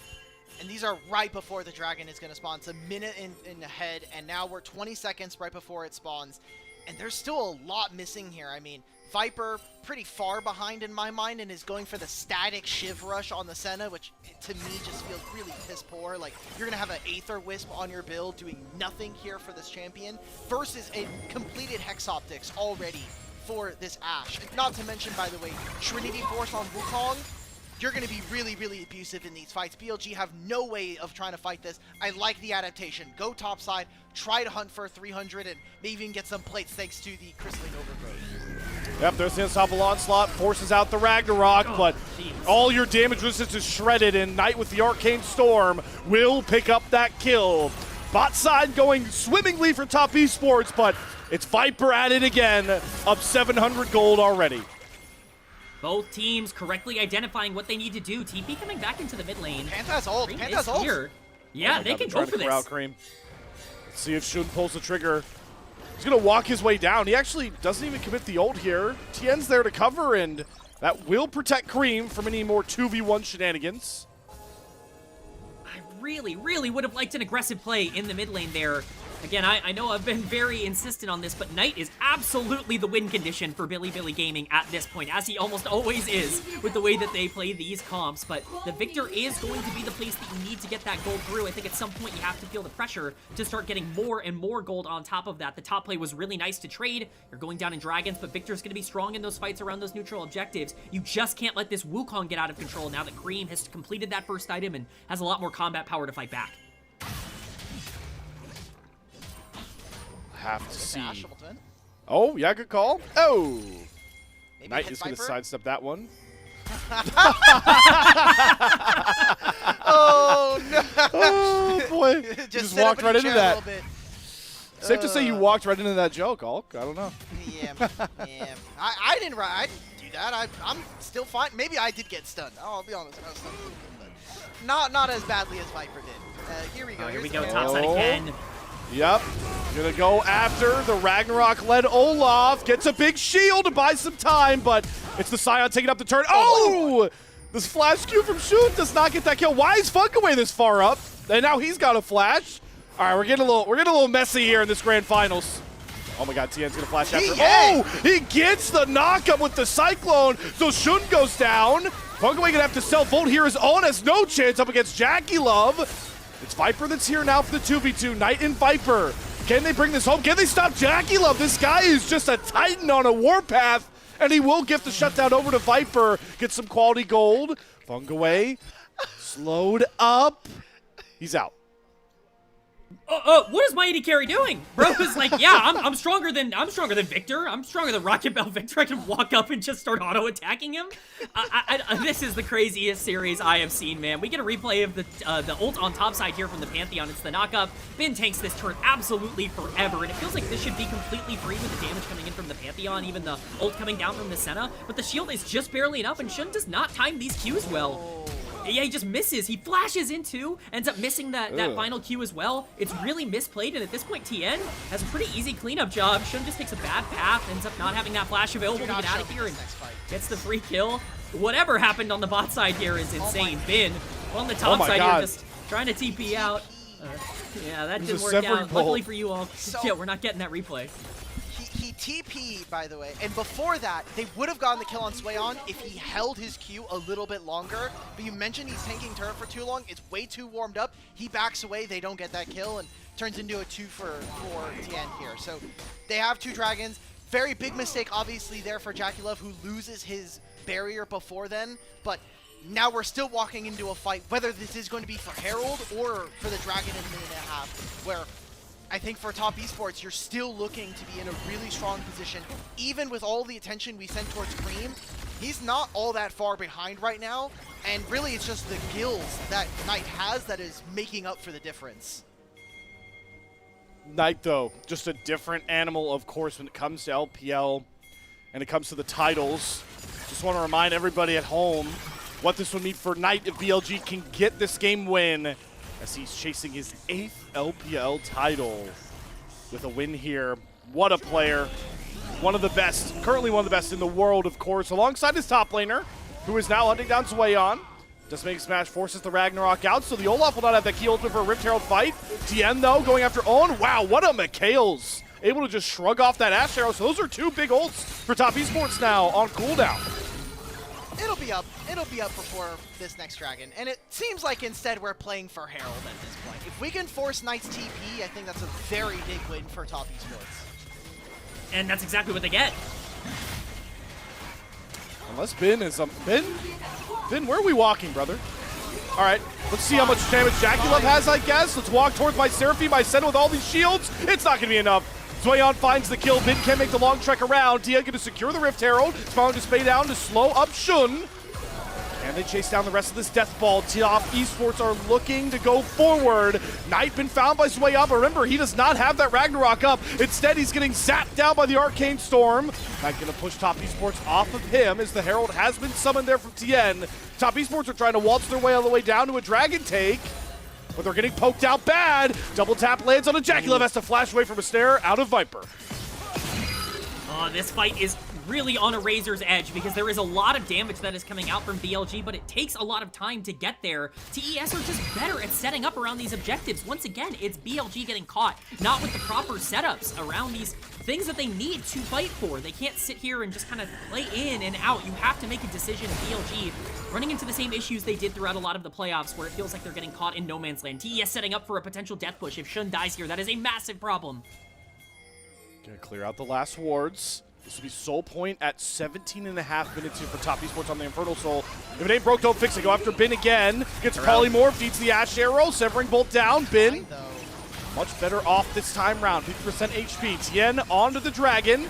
As BLG have to walk their way back into this river, but this is the Death Ball they drafted for. This is the Death Ball they believe could bring them the championship. Can it get them? This Infernal Drake, it's coming down to a 50-50 that Shun will win. Dragon secured. Unstoppable Onslaught out to pull away. The Sprouting Despair. Viper does have to flash away from Tien, but BLG get out unscathed and shut down a huge win con of Top Esports'. They're just going mid. I mean, they're still hitting. Bin just on. Wave on. Cyclone down. Tien, second charge, not going to find any knockup. It's on, that's the flash. Now Shun flashing forward after Cream. McHale's immediately comes down. Cream should be fine. Severing Bolt doesn't have enough damage to get rid of Shun just yet. He's got a Seraphine to top him off. So BLG are going to get the mid-tier 1 as well. BLG get absolutely paid for this fight. Top Esports, JackieLove flashing out in mid lane means that they can't walk into this fight. There's no kind of answers or conditions for TES to walk forward. Big win for BLG, now keeps the gold within touching distance of their opponents. This Victor is a problem to deal with. Yes. It is incredibly hard to set up around these objectives. This is exactly what BLG need to play for. We get a replay of this fight. It is just a flip. They turn this into a 50-50 because they don't have the tools to exactly take it, and Shun's just a little bit more clinical in those flips. So much of the damage has already been put down, by the way, onto the Scion in this fight that it's really easy for BLG to just walk away. The positioning from Knight is so aggro that JackieLove and Swayon, they can't step up. The Olaf and the Ashe that we talked about being so important, there's no way for them to get into any of these fights. Once Tien burns that ultimate, Shun feels more than encouraged to be able to fly his way forward because Cream has no way of going backwards. It's just so tough for TES to play this if they burn their cooldowns. See, my calibration was wrong. When Bin took all of those spells at the Herald fight, I thought he was fine. He dies there. But this time, I was like, oh, well, they tried to put all the damage into Scion this time, and he has the TP shield. Turns out he's fine. So I was just a little bit miscalibrated, but I think my point still stands is that, like you had just mentioned there, K-Man, as long as Scion just tanks all of these spells and Victor is completely fine, you now have a 2-item Senna and a Seraphine with McHale's. You are really hard-pressed to find the damage that's going to punch through. Gold is now even. The Dragon as well, very important for BLG to stall this game out with an Infernal Soul on the line. Look, it is, and this is exactly what we were worried about, that Top Esports was going to have to show they could finally do this heavy lifting in the early game. And it looked good for a bit, but now this game state just feels really crushing to try and play out. This Death Ball comp is, like you guys were talking about, virtually almost online, and Viper is only getting more range the further he gets into his build path. And also, a big problem is that this Olaf is not getting online. That is one of the few tools that TES are going to have in the back end of this game to neutralize that, and it's not happening. As we see another exchange here, Shun. Okay, Tien walks into a beat drop snare. Shun, though, going to get the McHale's, get the Ash Arrow off him from JackieLove, who walks up pretty far. It's Bin coming down as that big health bar with a huge 30% shield. He's going the Unstoppable Onslaught. He's got JackieLove. The Encore is going to clip JackieLove against the McHale's. Sprouting Despair, though, down onto Viper. Pushes the Senna out of this fight. Dawning Shadow. Oh, but Tien flashes after to find Knight. The Arcane Storm comes down, but Knight drops first. It's Bin with his big health bar, though, that provides just enough space for Viper and On to work their way back in. Your full take Scion just pulled a triple kill out of a hat. Okay, what champion can Bin not play at this point? Because he's now seen the Cassante, and we've continued to see him rise to the occasion on this Bin here in the playoffs. This guy is absolutely demolishing Top Esports, and that was supposed to be a fight that they had all the conditions for. JackieLove's flash is still not up here for this play, and now BLG up 1,500 gold. We're walking into this next fight, and I think this next Dragon is so important. They finalized the kill on tonight. This is really risky from Tien. You have no vision walking into this, and while you have a Lulu behind you, not having the Trickster for this Wukong to get out of dodge or get you into trickier spots is really, really, really risky. Bin's walking forward. They tag him with this last bit, but there's just no damage. I mean, Olaf is useless. Tien tries to do something, but Ashe is gone. Cream can have range, but all of it is going into Bin. Top Esports, they need to rally behind someone else. They need to find other picks. It cannot always be going into Bin. Otherwise, we're going to continue to see the same thing, which is more of a BLG win. This was absolutely my biggest problem with the Top Esports comp. I do really like the setups that they have, but they need gold in order to function in the back end of the game. If they don't have that massive lead, they're not better hands-wise against BLG, and they certainly don't have the comp that can just break through this healing naturally. They have to continue to play aggressive. They still have the tools to win this, but JackeyLove can't make a mistake. way too far up. He gets snared, and there's his flash gone again. The Mikhail's down as well. Bin will trade his flash back out, but that's a trade you'll happily make because he's going to flash and get a two-man encore. Tien on the off chance is trying to push Knight out of the fight. The Gravity Well going to come down, but look how much healthier BLG are. They've got the shields, they've got the heals, they've got the death ball that will not be denied. Viper gets rid of Fungaway. It's Swayon that desperately tries to trade out to Ragnarok, but he's not got enough damage. Viper's able to sink his way out of it, and Swayon goes down to Bin, who has dominated him all series long. It's Knight and Bin again to say sayonara to Top Esports.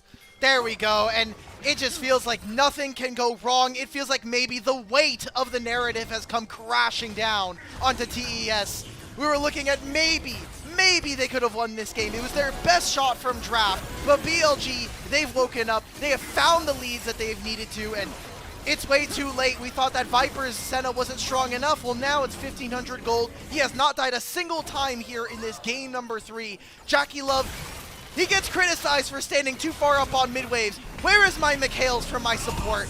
Loses his flash, loses his life at the end of this play, and it feels like Top Esports have lost their chance at fighting back here in this best of 5. And look at the CC synergy coming in from BLG. Obviously, the Encore lands onto 2, but it's perfectly paired into the snare coming down from the Senna as well. There's no way to make an escape pattern here when BLG are playing these fights as well as they are. The concern for us when it came to this draft for BLG was that they weren't going to have the time to get their comp online, that they weren't going to have the agency in the early game. But that doesn't matter if your players are better. Bin has taken over this game, and Knight is pumping out damage over and over again. We have scaled into Viper's win condition, and at this point, I'm staring down a 4K gold lead. I'm staring down 2 Infernal Dragons that could turn into 4 if this game goes long enough, and I'm getting very scared that we're running out of options to even be able to find picks onto the backline, even with this 1.5K gold lead for Wukong. Scary times ahead for Top Esports, but what a series BLG have put together. This series we've seen play out so many times, even in recent history, and even if it has been all BLG, they haven't dominated Top Esports like this. They haven't beat down Tien and JackeyLove quite to this degree, but they're looking to do so. 4K up, waiting for a chance to finally end this game. It feels like one more fight could decide it, and how about Baron to host that final battle? This is such an important series, not only just, again, right, like we already have the seeding or the qualification to MSI decided. It just comes down to seeding at this point for Top Esports. The only LPL championship that we have seen for Cream came off the back of having not to play against Knight in Split 1 of last year. For Tien, it has been so long since we've been able to see him in a finals, and guess what? That last finals was against BLG, where he got 3-1 up against these guys.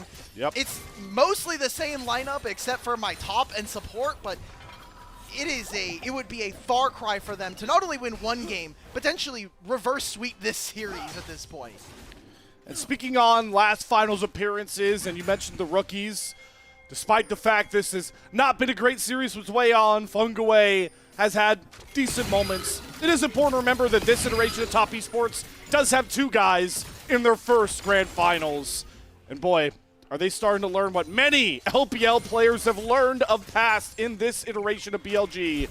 It feels impossible to beat these guys. I mean, Swayon played his first Tier 1 Best of 5 like 3 weeks ago, and now he's in the finals of the LPL. This is such a big moment for these players. It's obviously not gone the way that they've wanted, especially on the top side throughout this series, but they were put in an incredible position. Their run to get here was ridiculously strong. BLG with the experience they got on the lower bracket, and obviously with just the natural experience that these players have. It just gives them such an advantage over top esports, and they're really showcasing that with their team fighting. It's really just been a brilliant series for BLG. I cannot stress enough, we did not see this version of this team throughout a lot of the playoffs. I'm so excited to see it now.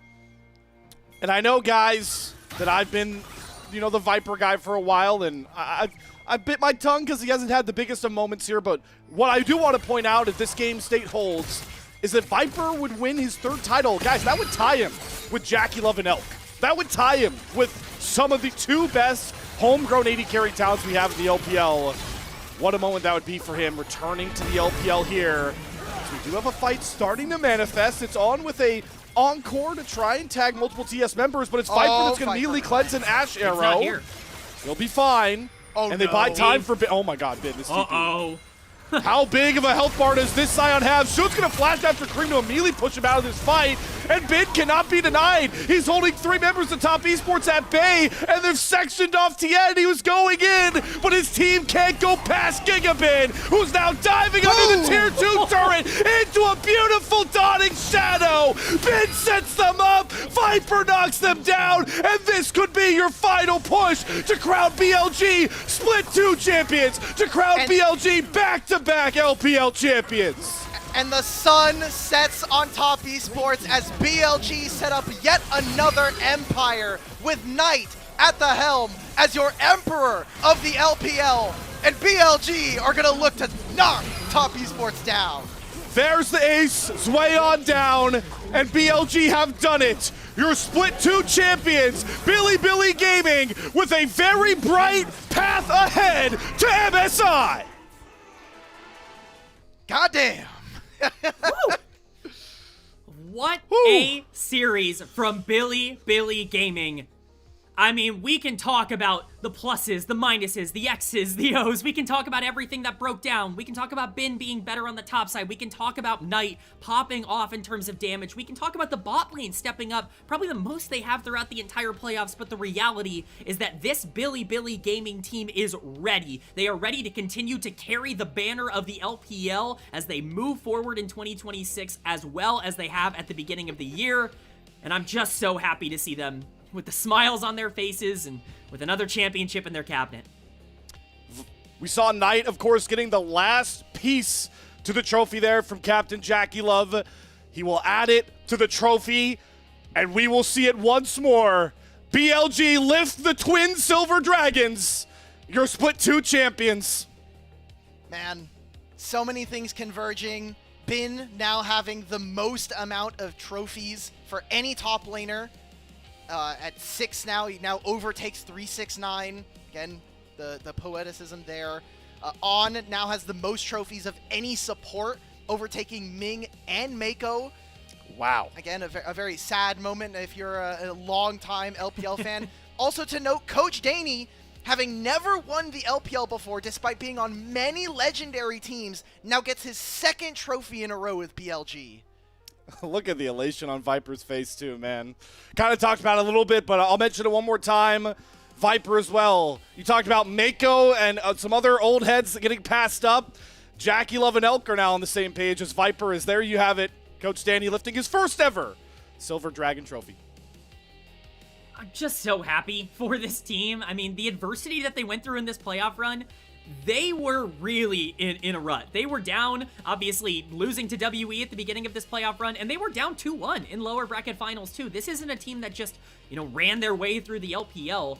We're talking about a team that did have to pick their moments, that did have to learn and grow, that did have to overcome a lot of stuff throughout this playoff run. And the development that we've seen, we thought BLG were good at the beginning of the year. What I saw today is the kind of team that can win anything.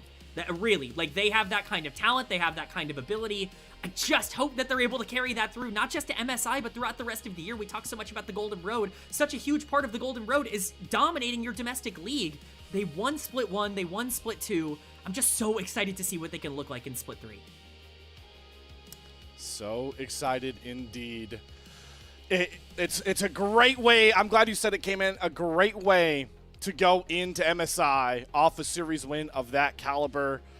Quick night, but a fun one nonetheless here. BLG, their hardest competition in the entirety of the Split 2 playoffs was Team WE, and they showed why up against Top Esports with the 3-0 win. Gentlemen, that will bring our cast to a close, so any final words, final things you want to say? Alk, we'll start with you, I guess, and go back down the row before we head back to the desk. No, I'm sorry, K-Man, it couldn't have been 5 games, I guess, for your first TriCast here on the show. But this is the BLG that we saw at the end of Split 1. This was the BLG that we got excited about going into first stand. And with where everybody else is at internationally, I just hope that our LPL teams can represent us very well. BLG versus Top Esports may not have been close, but I'm expecting that this Top Esports is going to do a lot of damage over at MSI in Daejeon. Oh, also, I guess Viper's headed home. Yeah, Viper's heading back Viper's to his heading hometown. He's headed hometown Viper. At hometown. Yep. Yeah, not just home. Like, he is right. He is pretty close to home, and this guy's been a pretty big international winner over the past couple of months. So very excited to see what he performs like. This was, you know, a chaotic, crazy series I am honored to have been on. My first finals cast, my first TriCast. It was obviously a very, very fun series, but even more so, I mean, when we take a look at split number 2 here, this has got to be one of the more fun splits in LPL memory. The playoff upsets, the regular season that we saw, the overperformance and underperformance from specific teams. It just had everything. The LPL certainly is the most fun region to watch in the world, and I think they proved that over and over again. The most fun region to watch in the world, Mr. K-Man, and certainly the most fun series to cast with you two. I got my final note will be a bit sentimental. Definitely dreamed of casting series of this magnitude and would not have wanted to do without with anyone else but you two beside me. So big shout out to K-Man and to Alk Battery joining me on this TriCast. Folks, we now send it to our amazing desk here. Mazel, J Beto, and Quacks close out the BLG dominance. Thank you for the cast, gentlemen. It was a quick one, but it was a sweet one. And welcome another era, another championship for BLG. Another brick in the road that looks a little bit golden. I'm Mazel. I'm joined by Jay Beto. Got Quacks here alongside us as well. And it was a 3-0. It was an absolute stomping. And it feels like BLG regained their place in the stars here, Jay Beto. Yep. Kind of a ridiculous turnaround again. I can't say it enough about how they looked last night and how they look now in less than 24 hours difference. But this is the BLG that we've been wanting all year, and we've seen it. We saw it at first stand. We saw it in Split 1 playoffs. We've seen it in the lower bracket at times, but this was a monumental series for the solo lanes of BLG. I think going into the international, everyone has to be watching out for these two players. Shun had a really great series too, but this is becoming one of the most exciting eras in League of Legends esports history. As long as we ignore 2025 international results, BLG are on top, and they aren't getting off anytime soon. They aren't. I think BLG, and now with this win and being the first seed, the weight is on their shoulders. This is something that we talked about with the WE series, where it felt like a different kind of pressure for both of those teams. But BLG, just because of the players and the expectations that so many fans and so many people around the world have of the performance these guys are supposed to live up to, that can be crushing sometimes. And I think we saw that yesterday. We saw none of that, though, today. They looked like a fresh team with no weight on their shoulders, and they were breezing past TES in all 3 games. So now that we start talking about the international competition and who they'll be facing off against at MSI and in Korea, is that pressure going to return, and is that going to affect them going forward? I think that really is the only question in my mind, because if they don't feel the pressure, this might be just the team to beat. They are the team to beat. They're the first stand champions. They're the guys that you need to dethrone if you want to call yourself a champion. And if we can, Ilya, producer Ilya, if we could bring up the bracket, maybe. If we can, totally understandable. But my God, can we just take a second to think about this run from I understand. As a BLG fan, I feel that WE lost in round number 1 maybe just as much as everybody else. But the rampage that they went on afterwards, the 3-0, 3-1, 3-0, 3-2 against WE again, their nightmare, into a 3-0 in the final. Like, this is one of the greatest lower bracket runs that the LPL has had, and it harkens back to that LNG Miracle run that feels like forever ago. And it's a team that we expected to be at the top, but still found a way to reach that precipice nonetheless, Quacks. It does, and I think BLG, you know, sky's the limit for them at this point. And I think in the lower bracket run, it really was about climbing back up, right? Getting through the mud that WE initially knocked you into. A lot of people were concerned about this team's late game, concerned about their macro once the lane assignments got a little bit more jumbled. But as time went on, we saw that evolve. We saw their late games get better. We saw their team fighting improve. We saw everything that was considered a weakness get to a point where it became a strength. And I feel like that has made BLG such a complete team because they have gotten those strengths up, but they have also kept what made them so special in Split 1 and in the regular season, which is that micro, which is that fighting. And I think there is no better way than to get yourself another championship and get yourself the final win here in the playoffs than to return to a game and return to a state where that is the thing to be put on full display. It was the hands of BLG that just absolutely smacked Top Esports across the map. Yep. I want to take a moment to talk a little bit about Top Esports because they are also heading to MSI.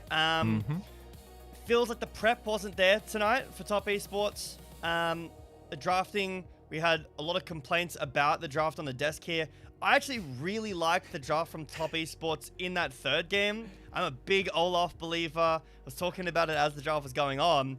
And while Quacks brought up some good points while we were watching the game about Jouer being outranged, I think Top Esports as a whole played that game really desynced with a massive lack of confidence. Jouer never really hit anybody at all. I'd be interested to see when we get into the damage graphs. I know that he's hitting a Scion, but I've watched Olaf games, no spoilers, where the Olaf goes down and just rocks up to a fight, finds a good flank, and just kills everyone no matter what. And it felt like Top Esports didn't really have the dots connected tonight.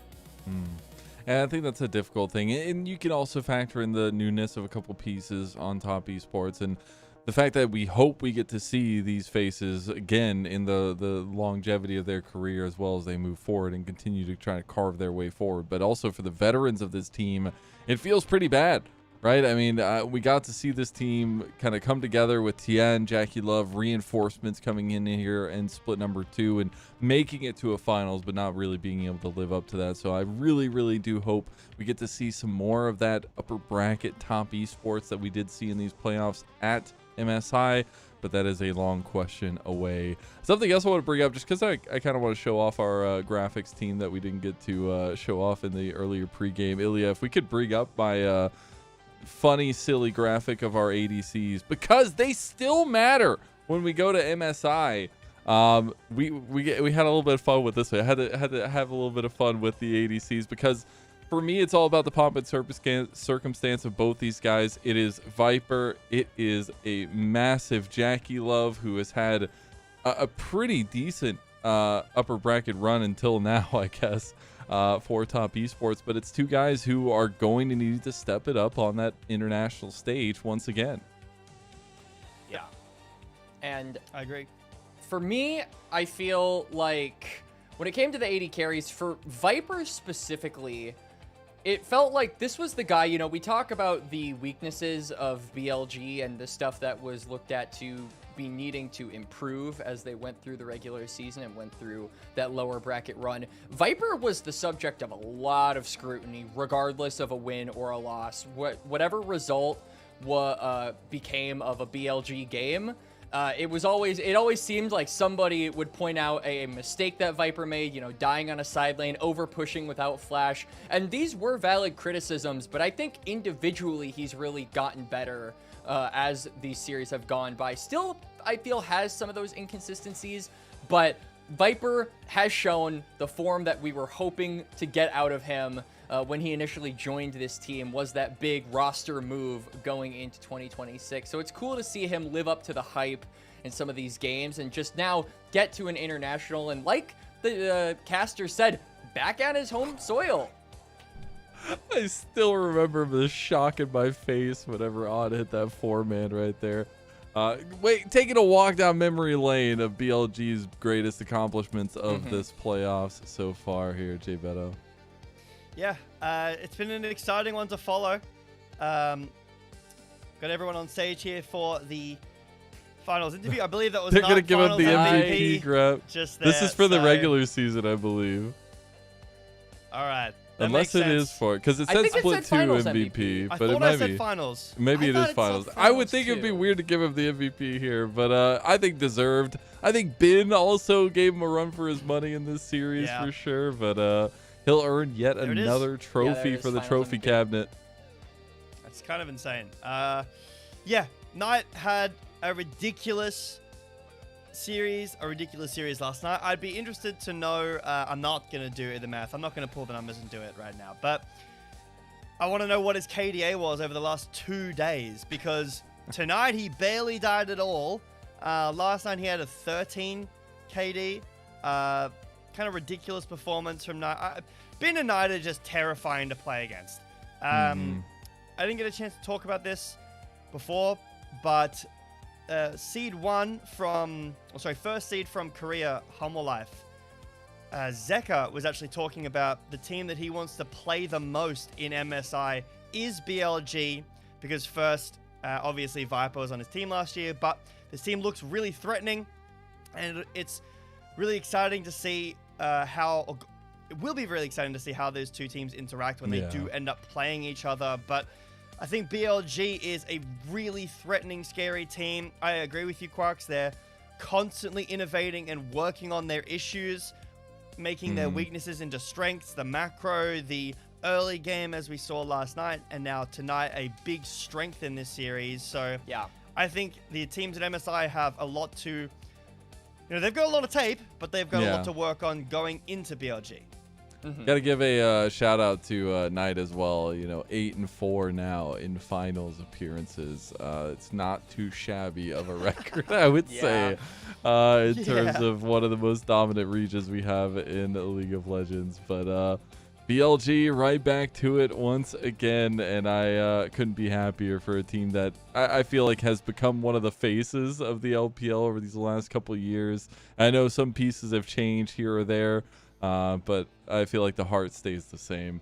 Speaking of heart and my bias, I've got soldiers in the wings, guys. I always have people out there making sure that we make Shun look the best that we can. Usually it's 10-10. Now I've got Out working for us, because Shun, he went ahead and told us is 4 for 4 in finals, by the way. Wow. Where's all the lack of respect that has been on this guy's name for the longest time in his career? I'll give it to him though. These last this last like 6 months to a year on that JDG team was a little bit tough, so it's nice to see him back in the fold. It is, and it feels like it's a BLG dynasty at this point. I mean, they have been so dominant in the LPL, and Gebetto, you were talking about who the teams wanted to face, the connections with BLG akin to other teams that'll be attending MSI. Bin is getting a little bit worried that Dokla's coming to the same tournament as him. I'm just saying. Never forget. That was a certainly fun won't. game to watch. I remember that. He was playing. That's why Bin's been playing a lot of Scion, okay? Yup, Because yup. the Dokes kind of smashed him on Scion when Bin was playing the Rek'Sai, and Bin was like, man, I gotta start playing this champ more. And he is currently, I just want to say, this is a 10-game win streak, I believe, for Scion in the LPL, and Bin is 6-1 in playoffs on it. Terrifying pick. I saw people in the chat talking about this conversation of, Bin can't play tanks, look at him now. Bin can't play this, look at him now. This is a massive turnaround from Bin last year, who did not look like himself at all. It's back to being one of the best top laners in the world. His ability to lane is unparamount. His team fighting is incredible. We forget that flash into the bush after the Ashe ult. We have a bit of fun too. But yeah, the solo laners of BLG just look insane.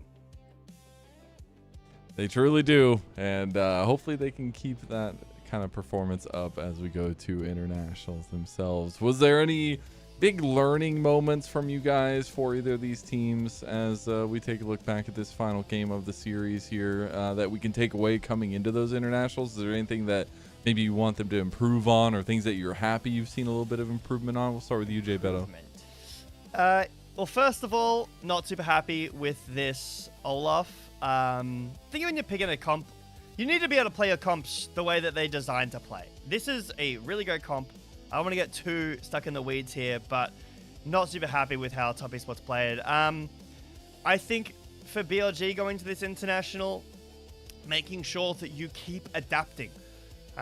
First stand was not a relatively difficult tournament for BLG to win, akin to their results. MSI is going to be a lot harder, a lot more teams are showing up, and I think that as long as they can continue to adapt to what's presented in front of them, that they can continue to look amazing. But for Top Esports, yeah, I honestly, I don't really know what happened to them tonight, because, and this isn't my prediction talking, they looked unbelievable. They have dropped one game in playoffs so far. They have beaten great teams. They steamrolled WE, who gave BLG a hard time again last night. And then they really couldn't pull it together tonight at all. The form was just not there. And going into the international, they're going to need to make sure that they don't have performances like they showed tonight. Yeah. I feel like we've seen the high highs of both of these rosters. We've seen what they're capable of at their best. And really, the big question that we're going to have while we wait for MSI to start is, what is the form going to be when they do get to that tournament? Because we know that while they can be really good, and they do have those high highs, they do also have some low lows. And I do think we saw that from Top Esports tonight, where they didn't perform, they didn't show up, all of their pieces felt desynced, I think is a good word that you put on it, Gebetto. They just didn't feel like they were on the same page. So that's really the big, question in my mind is when we do eventually get to MSI, are we going to see the best versions of these teams, or are we going to see ones that aren't necessarily as great? Because it'll definitely be a fun tournament for sure if they both show up at their best. I mean, the LPL, they're the reigning international champions. We don't have to go to play-ins. Yeah, we don't. Easy. So we get to skip a step. No Top Esports at play-ins at MSI. It's going to be great. It's going to be great. Well, we're going to be winding down here, fellas. So I want your guys' final thoughts on the season so far and going potentially into season 3 here in the LPL 2026. Quacks, let's start with you.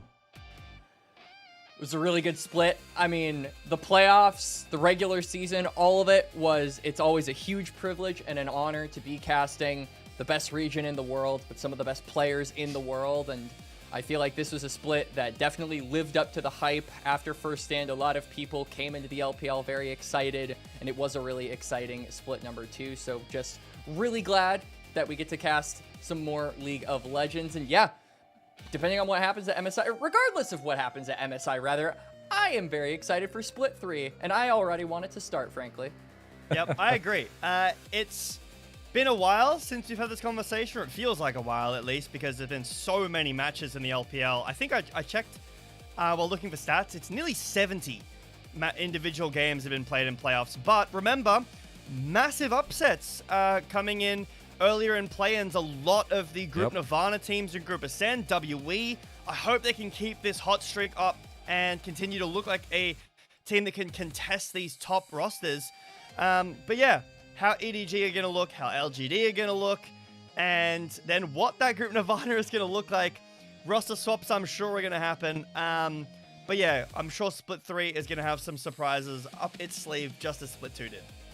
That's what I'm so excited. We had, I've been covering the LPL faithfully since like 2021, and this has been one of the coolest, funnest stories to follow, at least storylines in the LPL that I've gotten the pleasure to be right next to. And we've had some incredible stories across the board, not only what the hell LPL is going to look like next split with the difference of groups and where teams are going to pan out with different players. But the run from WE, the playoff berth for multiple teams, I think it all just writes itself. And this is only split 2. It's just the beginning, as the most important split is coming here in split number 3.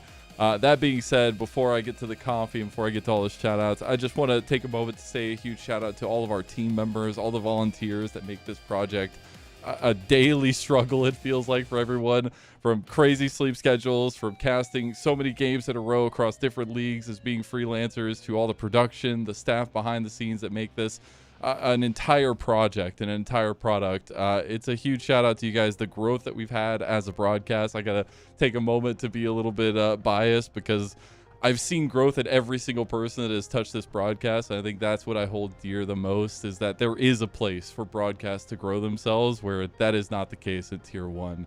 So a big shout out to everybody that's been battling here alongside me, everybody that's behind the scenes, because the real shout out goes to all of you for committing so much of your time to a volunteer project that is done with nothing but love and passion. It's our honor. That also being said, the fans, I mean, we hit 100,000 followers on Twitch. We've hit so many thousands of followers on YouTube subscribers. We've gotten to 6,000 followers on Twitter. Like, this thing does not stop growing, and it wouldn't be growing without you all in the community. Thank you all for all the love you give us on a daily basis. And as we do say that, I also got to give a huge and special shout out to our elite coffee members. You too could get one of these shout outs if you do decide to become an elite coffee member. We got to give a big special shout out to Aaron Soup, Mung, Andrea Duran, and Gelati as our elite coffee members. I guess that's all she said. I don't want to try to get too emotional, so I'll cut us off here before I start crying.